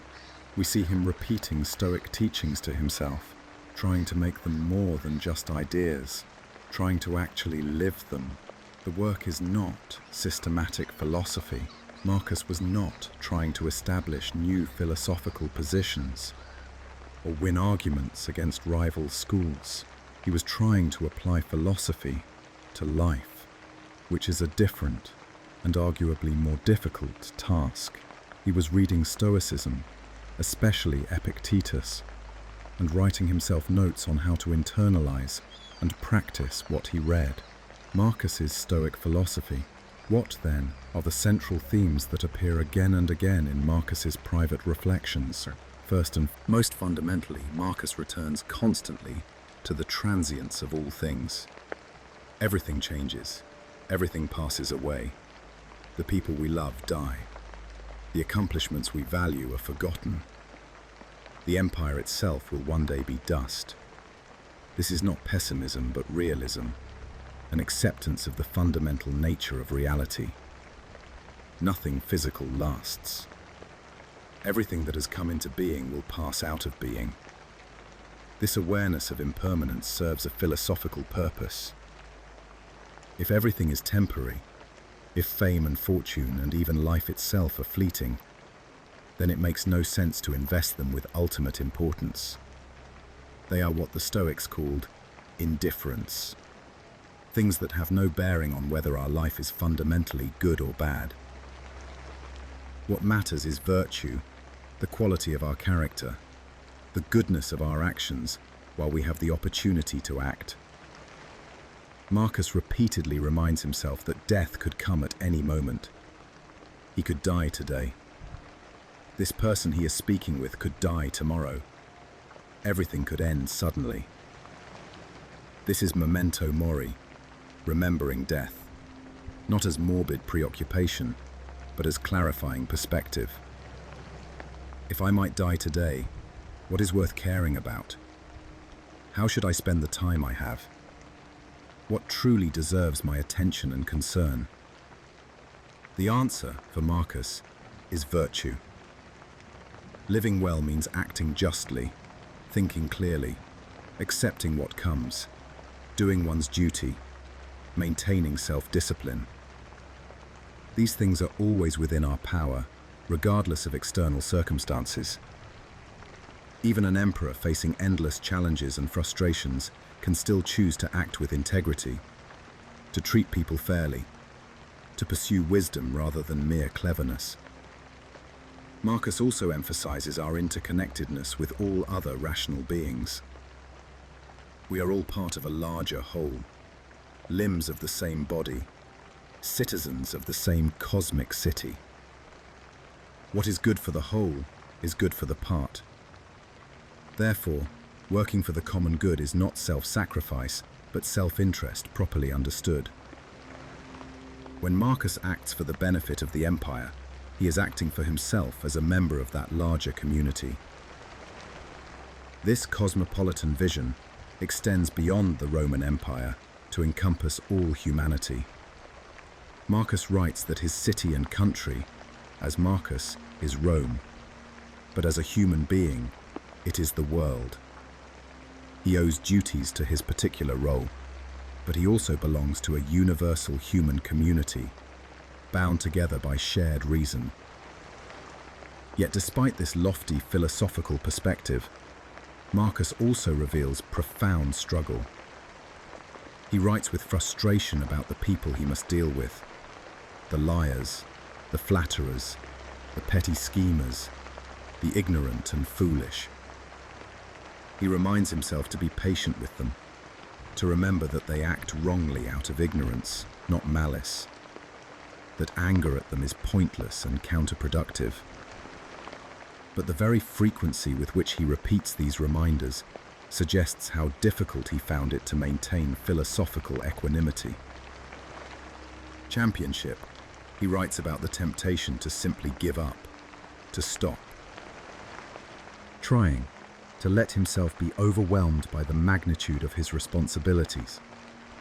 He has to remind himself to get up in the morning, to do the work required of him, to fulfill his role even when he does not feel like it.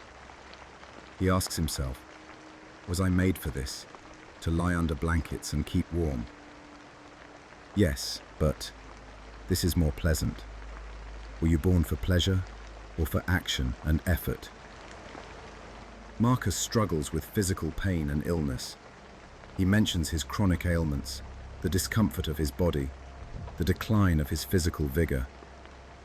He was probably in poor health for much of his life. Chronic stomach problems, perhaps ulcers, the various ailments that come with constant stress and inadequate rest. He writes about taking daily doses of medication, possibly opium-based, to manage his symptoms.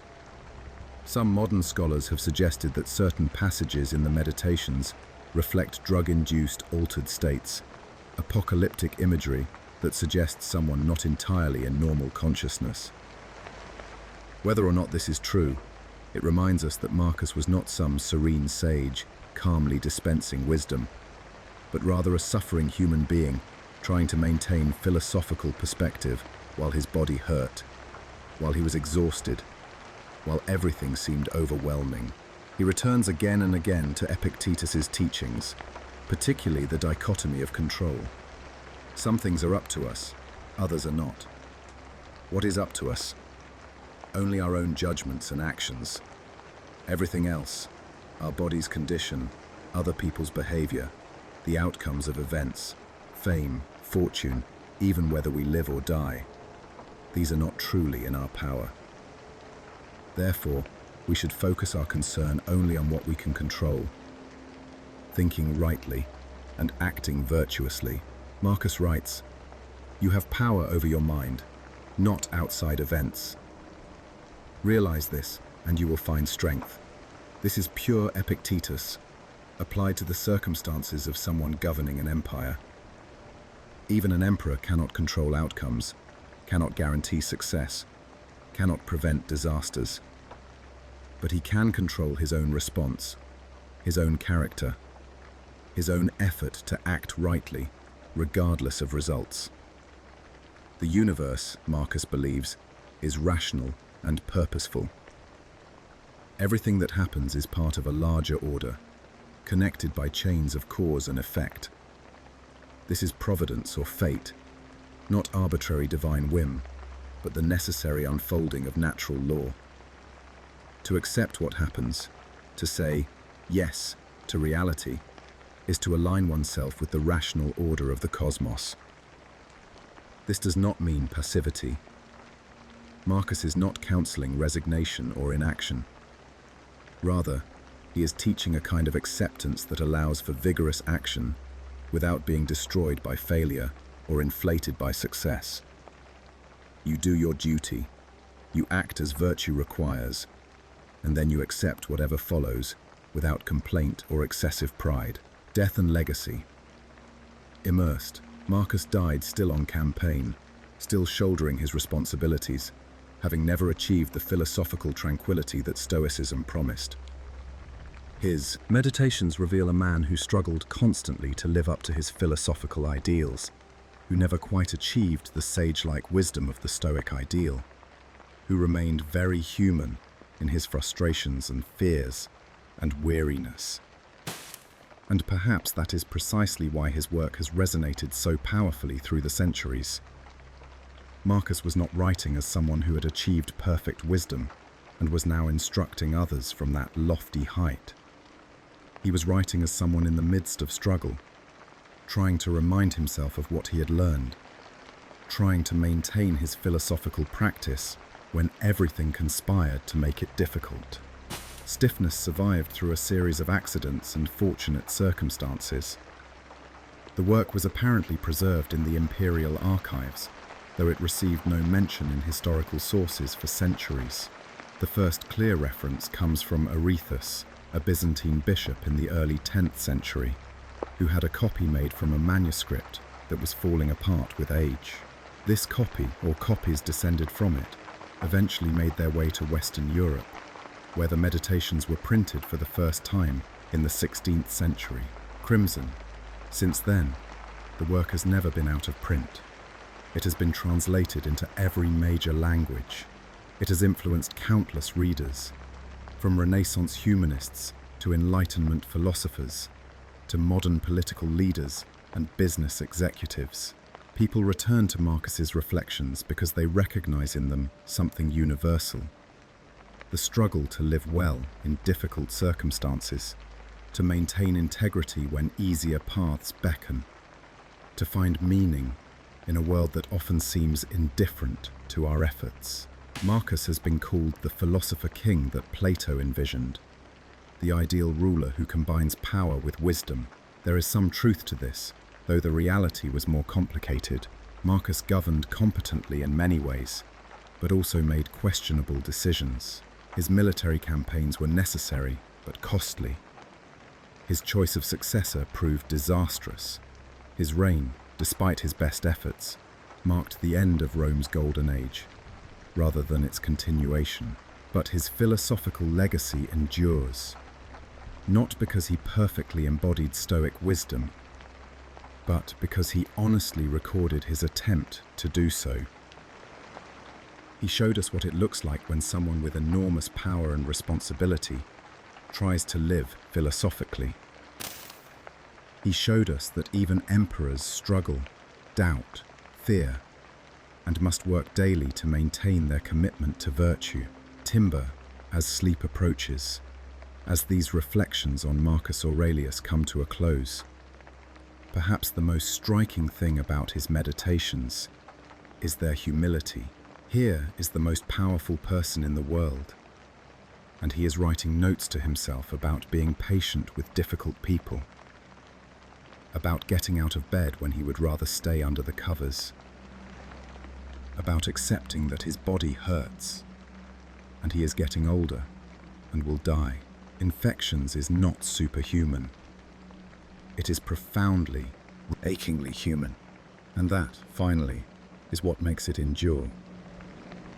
The quiet voice of someone trying, despite everything, to live well and think clearly and do right, one day at a time, until the day comes when there are no more days. Part 5. Core Stoic Teachings Unified.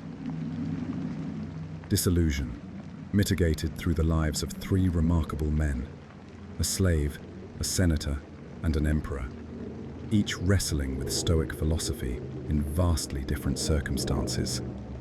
Epictetus found freedom in chains. Seneca sought wisdom amid wealth and compromise. Marcus Aurelius carried the weight of empire while trying to maintain philosophical clarity. Their lives were different, their challenges varied, their successes and failures unique to their situations.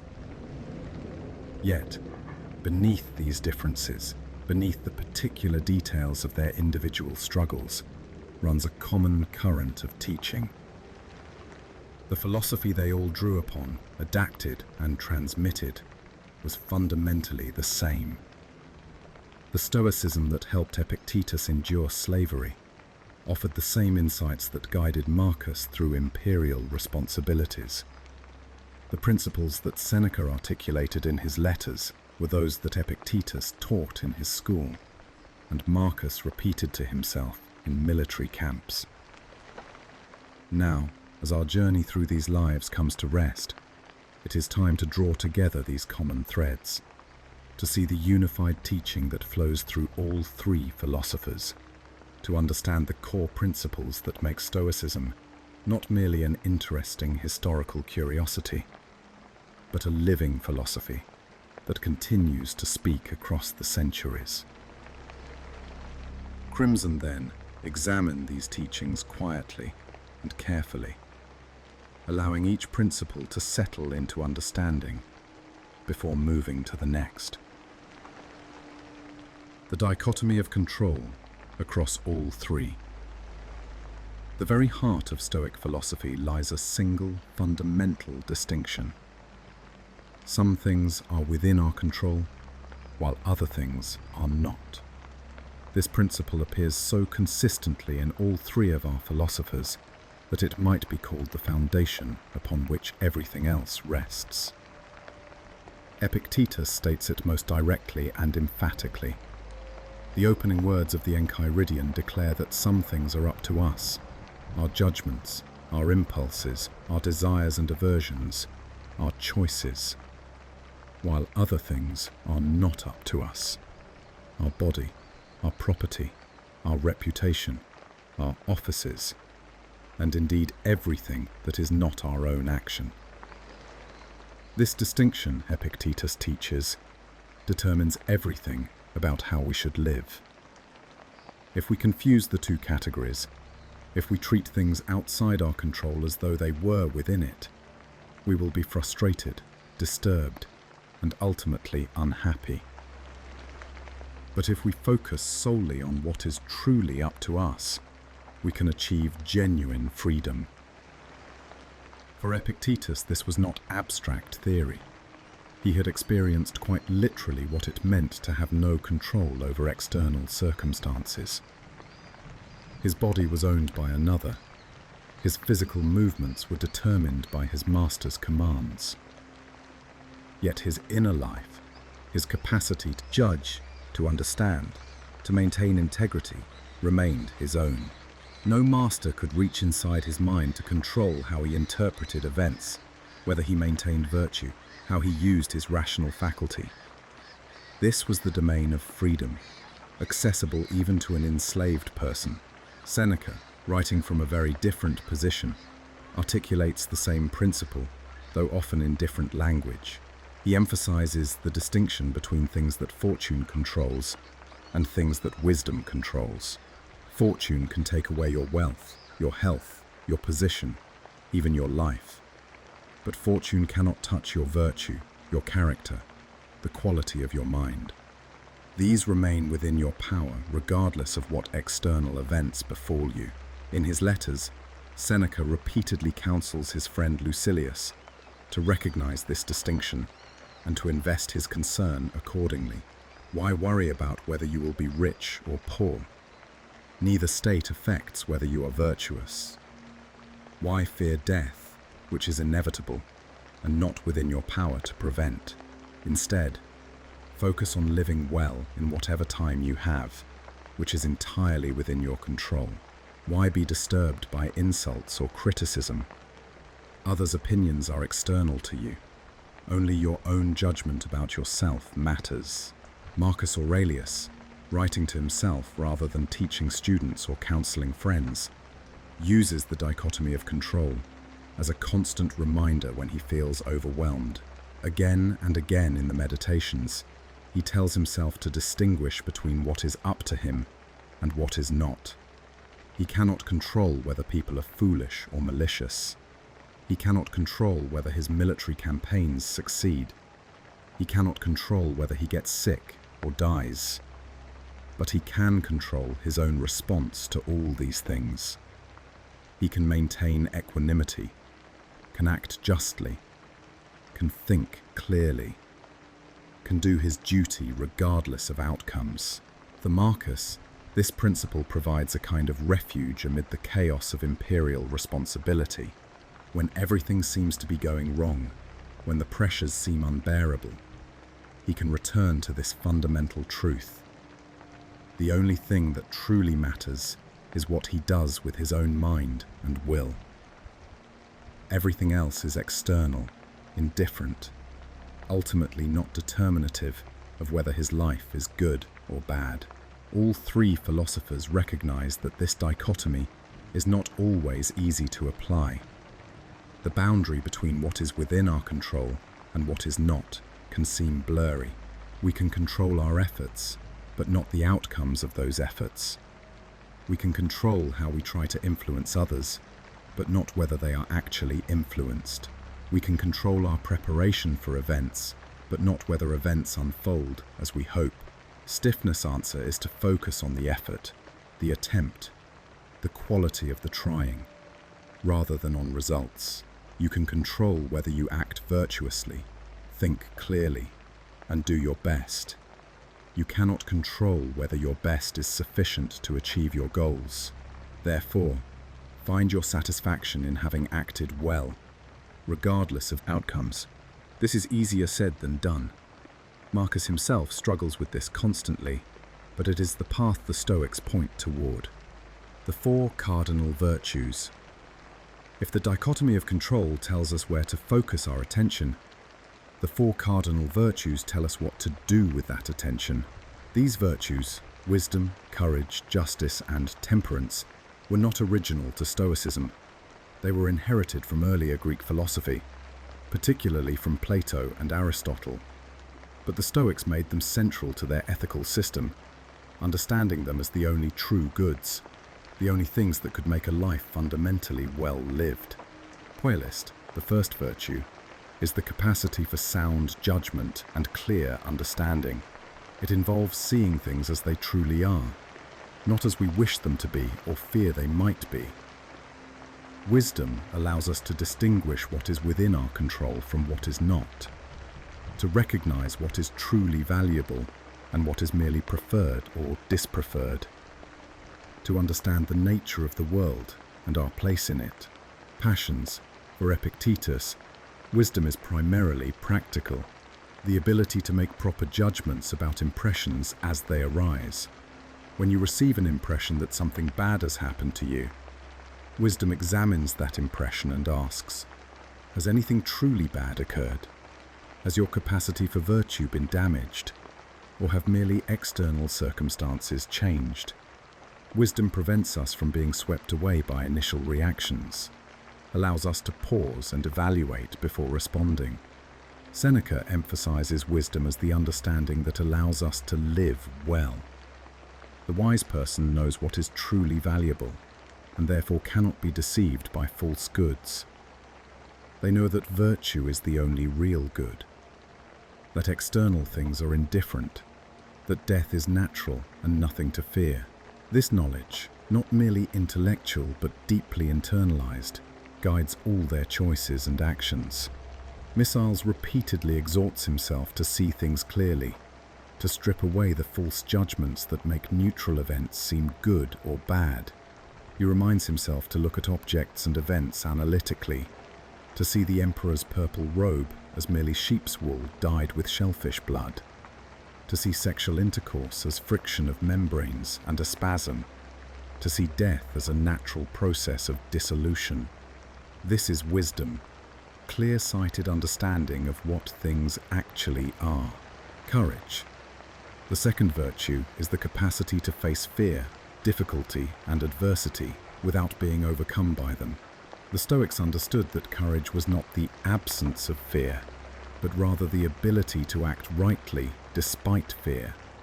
It takes courage to maintain virtue when doing so is costly, to speak truth to power, to endure suffering without complaint, to face death with composure. Epictetus, who had endured physical suffering and the psychological degradation of slavery, taught that courage meant accepting whatever happens without being broken by it. He used the example of Socrates, who faced death calmly because he understood that death was not truly an evil. Courage is rooted in correct understanding. When you truly grasp that only virtue is good and only vice is bad, you can face external threats with equanimity, because they cannot actually harm what matters most. Seneca wrote extensively about facing adversity with courage. He argued that difficulties are opportunities to strengthen virtue, that the wise person actually welcomes challenges as occasions to demonstrate their philosophical training. This might sound like bravado, but Seneca meant something more subtle. Not that hardship is pleasant, but that responding well to hardship is where virtue shows itself. The calm sea, he noted, never made a skilled sailor. It is in storms that seamanship matters. Missions displayed remarkable courage in continuing to fulfill his duties despite chronic illness, despite grief, despite exhaustion, despite overwhelming responsibilities he never sought. His courage was not the battlefield bravery of a warrior, though he faced that too, but rather the steady persistence of someone who keeps showing up, keeps trying to do right, keeps bearing the burden, even when everything in him wants to quit. Justice, the third virtue, concerns our relationships with others and our duty to the common good. For the Stoics, justice meant treating each person fairly, recognizing our fundamental interconnectedness, acting for the benefit of the community rather than merely for ourselves. We are social beings by nature, the Stoics taught, and living according to our nature therefore requires us to serve others. Epictetus taught that we have duties arising from our various roles, as human beings, as members of families, as citizens, as occupants of particular offices. Justice means fulfilling these duties, treating each person appropriately according to our relationship with them. Even when others treat us unjustly, we must continue to act justly ourselves, because our virtue does not depend on others' behavior. Seneca emphasized that human beings form a natural community, that we are all fellow citizens of the world, that what happens to one concerns all.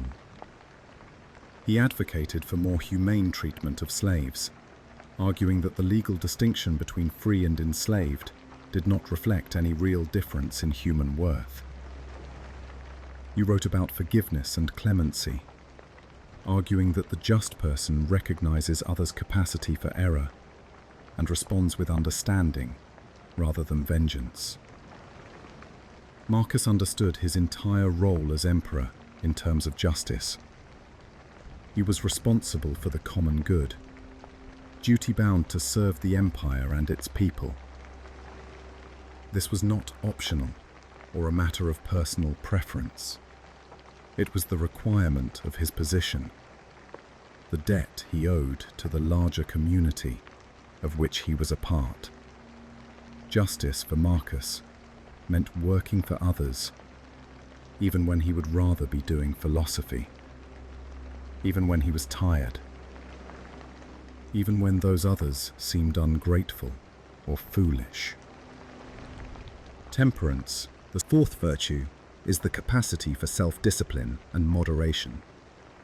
It involves controlling our desires and impulses, avoiding excess, maintaining balance in all things. Temperance prevents us from being ruled by appetite, from seeking pleasure for its own sake, from allowing our wants to dictate our actions. Epictetus taught that desire should be directed only toward what is within our control and aligned with virtue. We should not desire wealth, health, or pleasure as though they were genuine goods, because this makes us vulnerable to disappointment and disturbance when we fail to obtain them or when we lose them. Temperance means moderating desire, ensuring that we want only what is appropriate to want. Seneca, despite his wealth, consistently praised simple living and warned against luxury. He practiced what he called philosophical poverty, deliberately living simply for periods of time to train himself to be content with little, to prove to himself that he did not need his riches to be happy.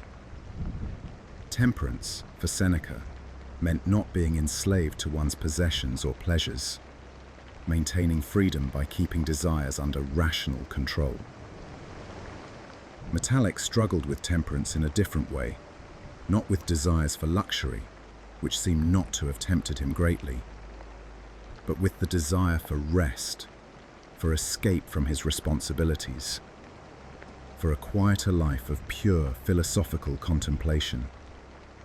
He had to practice temperance in relation to these longings, reminding himself of his duty, disciplining himself to keep working even when he wanted to stop. Sentencing these four virtues are not separate and independent, but rather aspects of a unified excellence.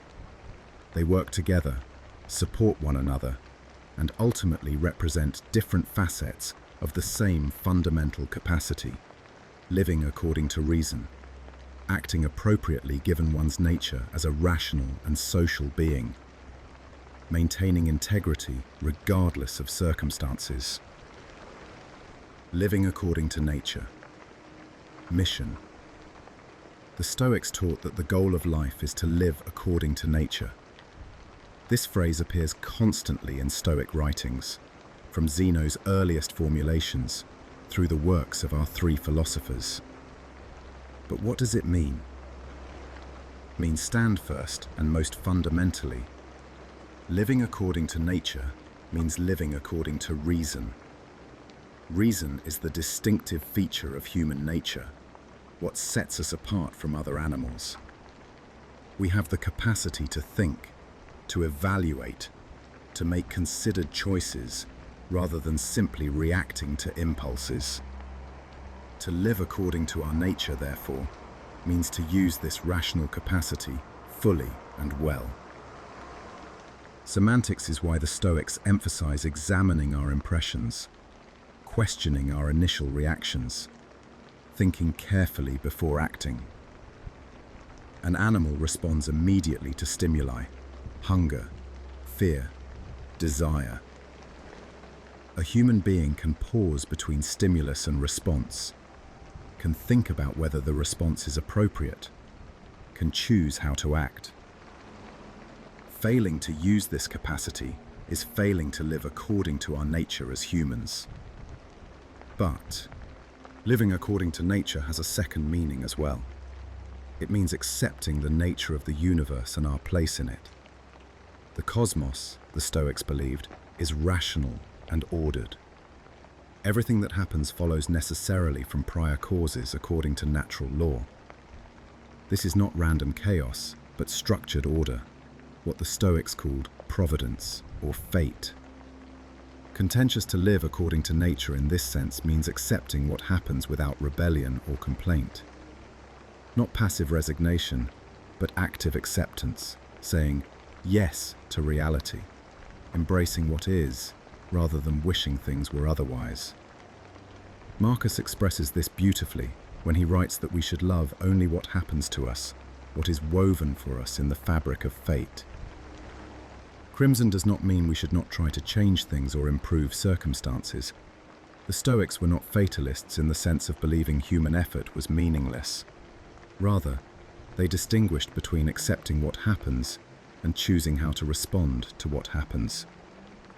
Events unfold according to natural law, but our response to events is within our control. We accept the events while taking responsibility for our response. Third, living according to nature means recognizing our social nature. Human beings are not isolated individuals, but members of communities. We are born helpless and dependent, requiring years of care to reach maturity. We are naturally capable of language and cooperation. We feel instinctive bonds with others of our species. All of this suggests that we are meant to live in relationship, to care for one another, to work for the common good. Therefore, living according to nature requires us to fulfill our social duties, to contribute to the welfare of others, to recognize that our own good is bound up with the good of the communities to which we belong. The Stoic wise person is not a hermit withdrawing from society, but rather an active participant in civic life, doing their part for the whole. All three of our philosophers emphasize this social dimension of Stoic ethics. Epictetus teaches about the duties that arise from our roles and relationships.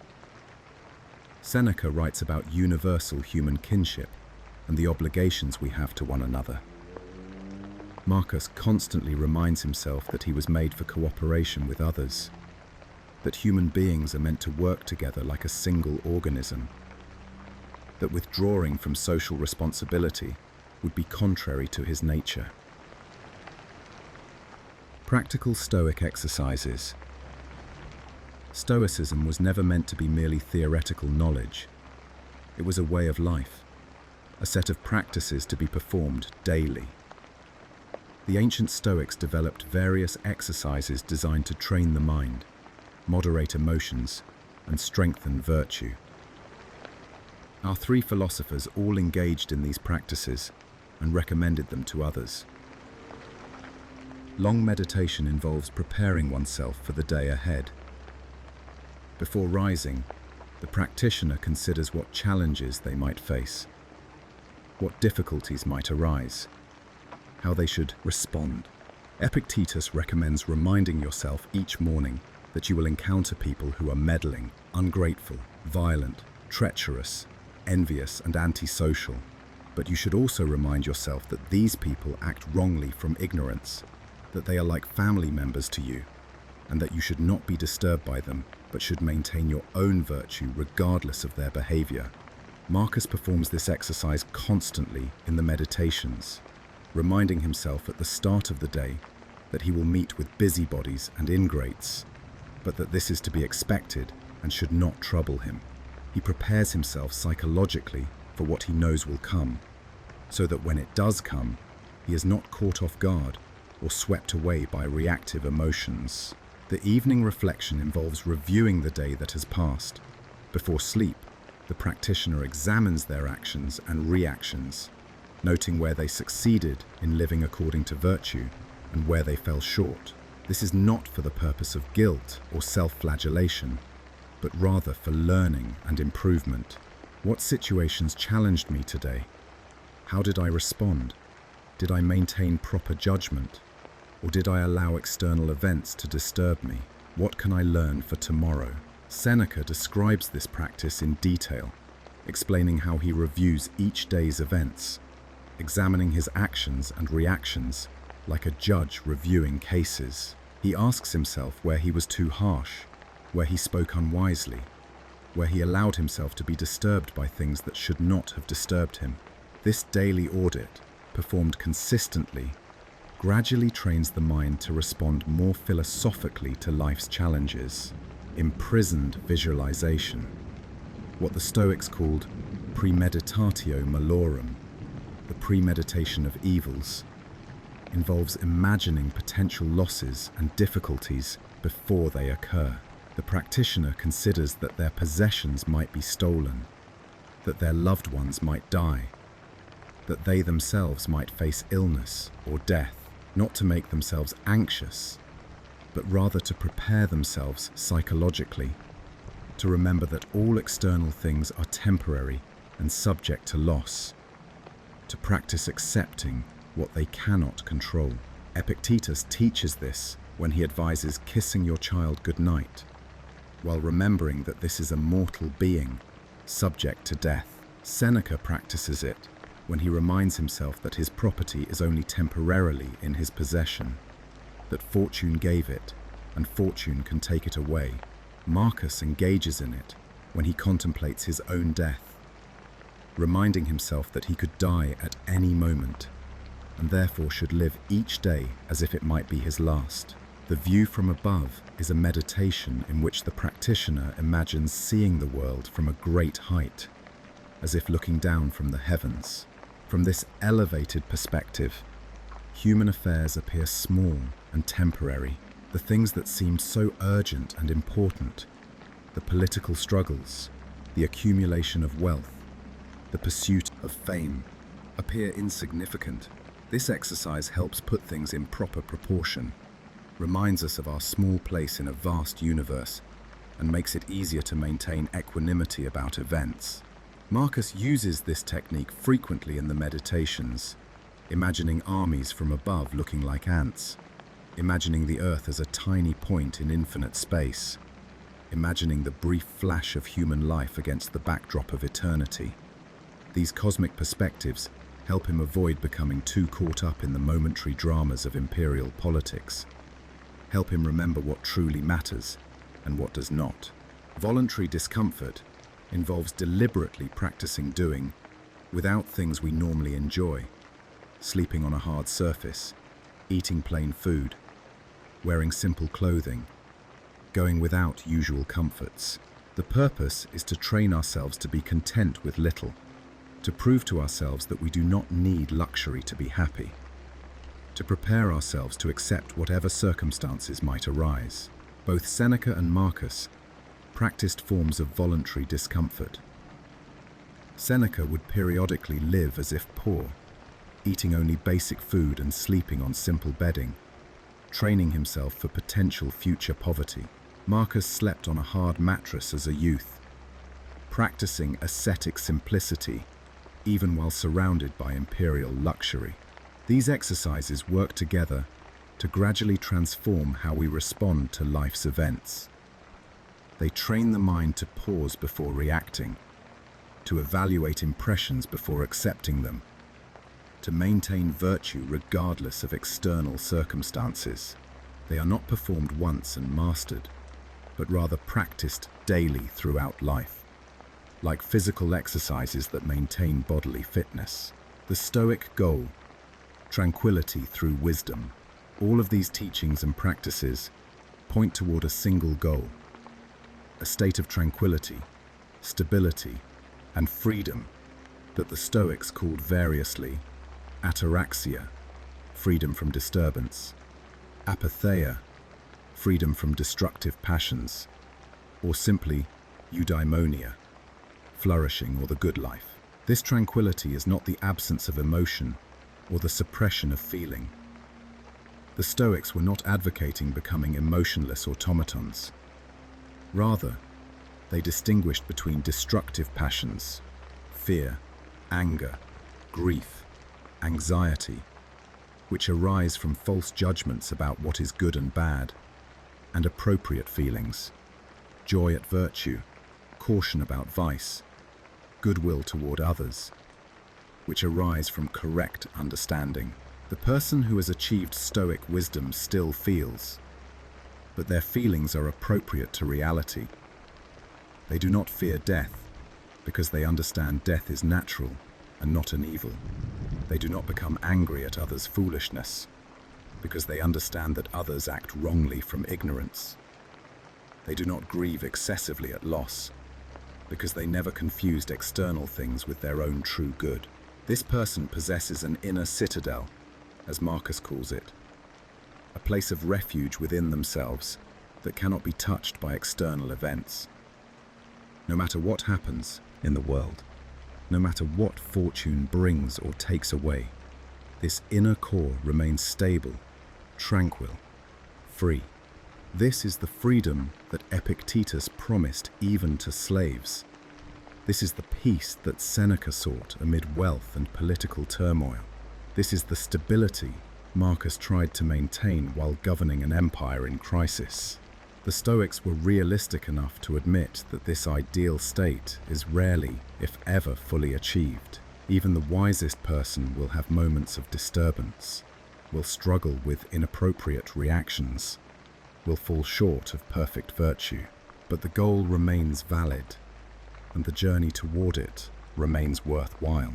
Each day that we practice Stoic exercises, each time we pause to examine an impression, each moment we choose virtue over vice, these steps move us closer to the tranquility and freedom that philosophy promises. As these reflections settle into the quiet that precedes sleep, perhaps what remains most clearly is this: Stoicism offers a path toward living well that does not depend on external circumstances, that remains available even in difficulty, that provides genuine freedom regardless of one's social position or material resources. It is a philosophy born from shipwreck, tested in slavery, practiced in wealth and power, carried forward by an emperor in a military tent, and through all these varied circumstances, its core teaching remains constant. Focus on what you can control. Cultivate virtue. Accept what you cannot change. Recognize your place in the larger whole and live according to reason and nature. This is the wisdom that Epictetus, Seneca, and Marcus Aurelius all discovered and shared, each in their own way, each facing their own challenges, and it remains available to us now, in our own circumstances, facing our own difficulties, seeking our own path toward living well. For now, though, it is enough to rest with these thoughts, to let them drift through consciousness as sleep approaches, to carry their quiet wisdom into the stillness of night. Part 6. The Enduring Wisdom. The teachings are clear now, laid out like a well-worn path through the landscape of thought. The dichotomy of control, the 4 virtues, living according to nature, the practices and exercises that train the mind. These are the tools that Stoicism offers, the framework through which Epictetus, Seneca, and Marcus Aurelius each tried to understand their lives and meet their challenges. Combating would not end with understanding. The question that remains, hanging quietly in the evening air, is this: why do these ancient teachings still matter? Why do people 2,000 years removed from the Roman Empire continue to read the words of a slave, a senator, and an emperor? What is it about Stoicism that continues to speak across such vast expanses of time and cultural change? The answer, perhaps, lies not in the novelty of Stoic teachings, but in their recognition of something permanent in human experience, something that does not change, even as empires rise and fall, as technologies transform daily life, as cultures evolve and adapt. The survival and transmission of Stoic thought. The survival of Stoic philosophy was not inevitable. Much was lost. The complete writings of Zeno, Cleanthes, and Chrysippus, the founders and early systematizers of the school, have vanished entirely, leaving only fragments quoted by later authors. Hundreds of treatises that once filled libraries in Athens and Alexandria are gone, destroyed by fire, neglect, or the simple passage of time. Presumption did so through a combination of chance and deliberate preservation. The works of Seneca survived because they were literary masterpieces, eloquent and moving enough that later generations continued copying them. The letters to Lucilius were read by early Christian thinkers who found in Seneca's moral teachings something compatible with their own developing ethical framework. Augustine and Jerome knew Seneca's works. Medieval monasteries copied his texts alongside scripture and the Church Fathers. Epictetus's teachings survived because his student Arrian wrote them down, and because those writings were treasured by later philosophers. The Enchiridion, small and portable, became a handbook that could be easily copied and carried. Byzantine scholars preserved it. When philosophy revived in the West during the Renaissance, Epictetus was rediscovered and translated, his direct and practical wisdom finding new audiences. Missions. Marcus Aurelius's meditations survived by the slimmest of threads. For centuries, the work seems to have languished in obscurity, known perhaps only to a few. When Arethusa of Caesarea encountered a copy in the early 10th century, it was already ancient and falling apart. He had it copied, and from that copy, or copies descended from it, the work eventually made its way to Western Europe. The first printed edition appeared in 1558. Since then, it has been continuously available, translated into every major language, read by millions. Dismissive Stoicism extended far beyond those who explicitly identified as Stoics. Early Christianity absorbed Stoic concepts and vocabulary. The Gospel of John's opening reference to the Logos, the Word that was with God and was God, uses language deeply rooted in Stoic philosophy. Paul's letters occasionally echo Stoic themes. Church fathers like Clement of Alexandria and Origen engaged seriously with Stoic thought, sometimes critically, sometimes appreciatively. During the Renaissance, Stoicism experienced a revival. Scholars like Justus Lipsius attempted to synthesize Stoic philosophy with Christian theology, creating what became known as Neo-Stoicism. This movement influenced political thinkers, moralists, and writers throughout Europe. Montaigne's essays show Stoic influence. Descartes studied Stoic ethics. Spinoza's philosophy bears marks of Stoic thought, particularly in its understanding of emotions and the path to freedom. In more recent times, Stoicism has influenced the development of modern psychotherapy. Albert Ellis, who developed rational emotive behavior therapy in the 1950s, explicitly drew on Stoic philosophy. Aaron Beck, the founder of cognitive behavioral therapy, acknowledged that the philosophical origins of his approach could be traced back to the Stoics. The basic insight of CBT, that our thoughts about events, rather than the events themselves, determine our emotional responses, is essentially the Stoic teaching about impressions and judgments, translated into clinical language. Today, Stoicism is experiencing yet another revival, particularly in business, military, and self-help contexts. Books on practical Stoicism have become bestsellers. Online communities discuss Stoic practices. People who have never read ancient philosophy encounter Stoic ideas through modern interpreters and find in them resources for dealing with contemporary challenges. This persistence across such varied contexts and cultures suggests that Stoicism addresses something fundamental and enduring in human experience. Why these three still speak to us. Siblings. Each of our three philosophers offers something distinctive, speaks to different aspects of the human condition, and provides different points of entry into Stoic thought. Epictetus speaks with the voice of someone who has endured what most people fear. He knew powerlessness, degradation, and suffering. He lived through circumstances that would seem to offer no possibility for flourishing or happiness. And yet he found freedom, genuine, internal freedom that no master could touch. His message is one of resilience and radical hope. No matter how constrained your circumstances, no matter how little power you have over external events, you still possess something that cannot be taken from you. Your capacity for judgment, your inner sovereignty, your ability to maintain virtue and dignity.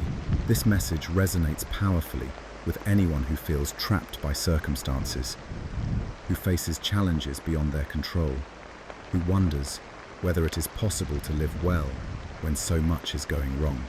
Epictetus says, yes, it is possible. Not easy, but possible. And he speaks with the authority of someone who lived this truth, rather than merely theorizing about it. Smith Seneca speaks with a different voice, more conflicted, more aware of human complexity and moral ambiguity. He knew wealth and power. He experienced the seductions of influence and the compromises that come with it. He wrote beautifully about virtue, while living in ways that seemed to contradict his teachings. He was brilliant and flawed, wise and weak, genuinely philosophical and troublingly worldly. Setbacks from many readers, Seneca is the most relatable of the three, precisely because of these contradictions. Most people do not face the extreme circumstances that Epictetus endured, or the overwhelming responsibilities that Marcus bore. Most people face the more common challenge of trying to live well while navigating careers, relationships, ambitions, and the countless small compromises that seem necessary in the actual world. Seneca shows us what this struggle looks like. He does not offer easy answers or claim to have achieved perfect wisdom. He shows us someone trying, failing, trying again, wrestling with the gap between ideals and reality. His writings admit us into that struggle without pretense or false heroism. And perhaps there is wisdom in acknowledging that most of us will never be sage-like in our wisdom, that we will continue to fall short of our ideals, but that the effort to live philosophically remains worthwhile, even so. Marcus Aurelius offers yet another perspective, the view from the highest position of worldly power, looking down at the burdens of responsibility and looking up at the vastness of cosmic perspective. He shows us what it looks like when someone who could have anything, who could indulge any desire, who could escape into pleasure and luxury, instead chooses duty, discipline, and philosophical practice. Autonomous, but more than this, Marcus shows us vulnerability and struggle. The Meditations reveal an emperor who is tired, who hurts, who must constantly remind himself to keep trying, who has not achieved tranquility, but keeps working toward it. This honesty, this admission of difficulty, even from someone so powerful and educated, makes Marcus's reflections profoundly moving. We see in Marcus neither the clarity of Epictetus nor the eloquence of Seneca, but rather something more raw and immediate, the thoughts of someone in the midst of struggle, trying to remember what matters, trying to maintain philosophical perspective when everything conspires to destroy it. And perhaps this is precisely what makes the Meditations so powerful. Marcus does not teach from a position of achieved wisdom, but rather from the midst of the journey. He is figuring it out as he goes, just as we must figure it out as we go. Together, these three voices create a kind of chorus, each contributing something essential. Epictetus provides the clearest teaching, the most direct instruction in Stoic principles. Seneca provides the most literary beauty, the most elegant expression of philosophical insight. Marcus provides the most intimate access to someone actually trying to live philosophically in real time, with all the difficulty that entails. The Stoic response to universal human experience, what these three philosophers recognized, and what gives their teaching enduring relevance, is that certain aspects of human experience remain constant across time and culture. We face circumstances we cannot control. We all experience loss, disappointment, and frustration. We all must navigate relationships with difficult people. We all will eventually die, as will everyone we love. We all struggle with desires that pull us away from what we know is right. We all sometimes feel overwhelmed by responsibilities, exhausted by demands, uncertain about how to proceed. These are not problems specific to ancient Rome. They are part of the human condition itself. And Stoicism offers a framework for dealing with these permanent features of existence, not by changing external circumstances, which is often impossible, but by changing our relationship to those circumstances, by cultivating inner resources that remain stable, regardless of what happens outside. The Stoic answer to suffering is not to eliminate all pain. The Stoics were not that naive, but rather to distinguish between unavoidable, physical or emotional pain and the additional suffering we create through false judgments about that pain. We will feel grief when someone dies. That is natural and appropriate. But we need not add to that grief the judgment that we cannot bear it, that life is now impossible, that we have been fundamentally damaged.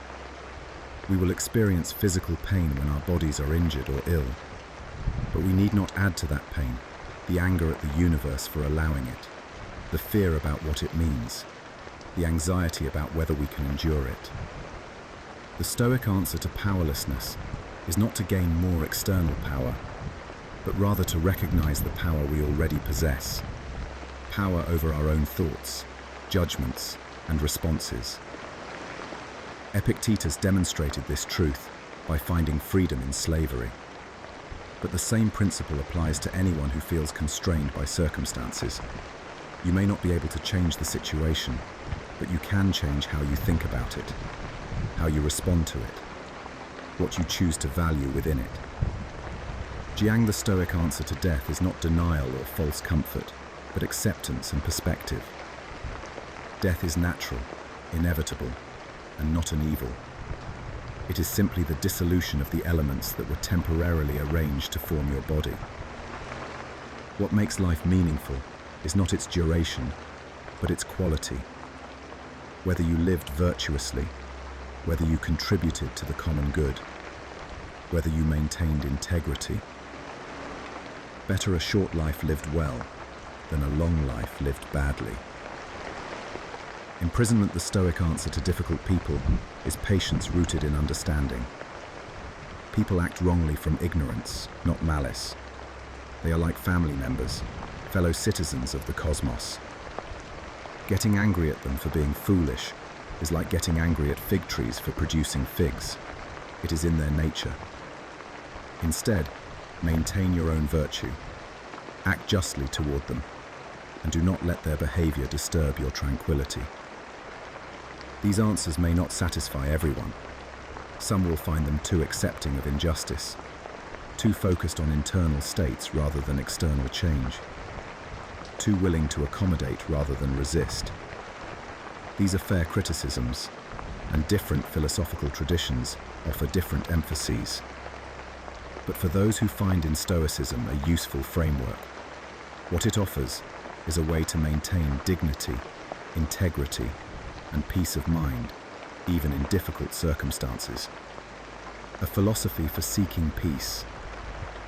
As this long exploration of Stoicism draws toward its close, as sleep approaches and consciousness begins its gentle descent into rest, perhaps the final thought to carry forward is this: Stoicism is fundamentally a philosophy of peace. Not the peace of withdrawal from life, not the peace of indifference to others' suffering, not the peace of resignation to injustice.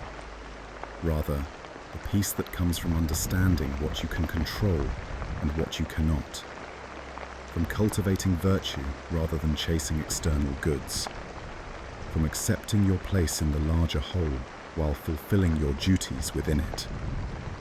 It is the peace that Epictetus found in recognizing that his inner freedom could not be enslaved, the peace that Seneca sought in his letters, even if his life did not fully embody it, the peace that Marcus tried to maintain while governing an empire in crisis, while facing war and plague and loss and exhaustion. Smith, his peace is not achieved once and possessed forever. It must be practiced daily, renewed constantly, worked toward again and again. The Stoic exercises are not preparations for some future state of perfect wisdom, but rather the ongoing practice of living philosophically, moment by moment, choice by choice. And perhaps this is the final wisdom that these three teachers offer. That the goal is not to arrive at some destination where all struggle ceases, but rather to travel well, to maintain integrity along the journey, to face what comes with courage and clarity, to do what is right, regardless of outcomes, to remember what truly matters and what does not. The teachings of Stoicism remain quiet, patient, available to anyone who seeks them. They ask nothing except attention and practice. They promise no miracles, only the possibility of living a little more wisely, responding a little more calmly, suffering a little less unnecessarily.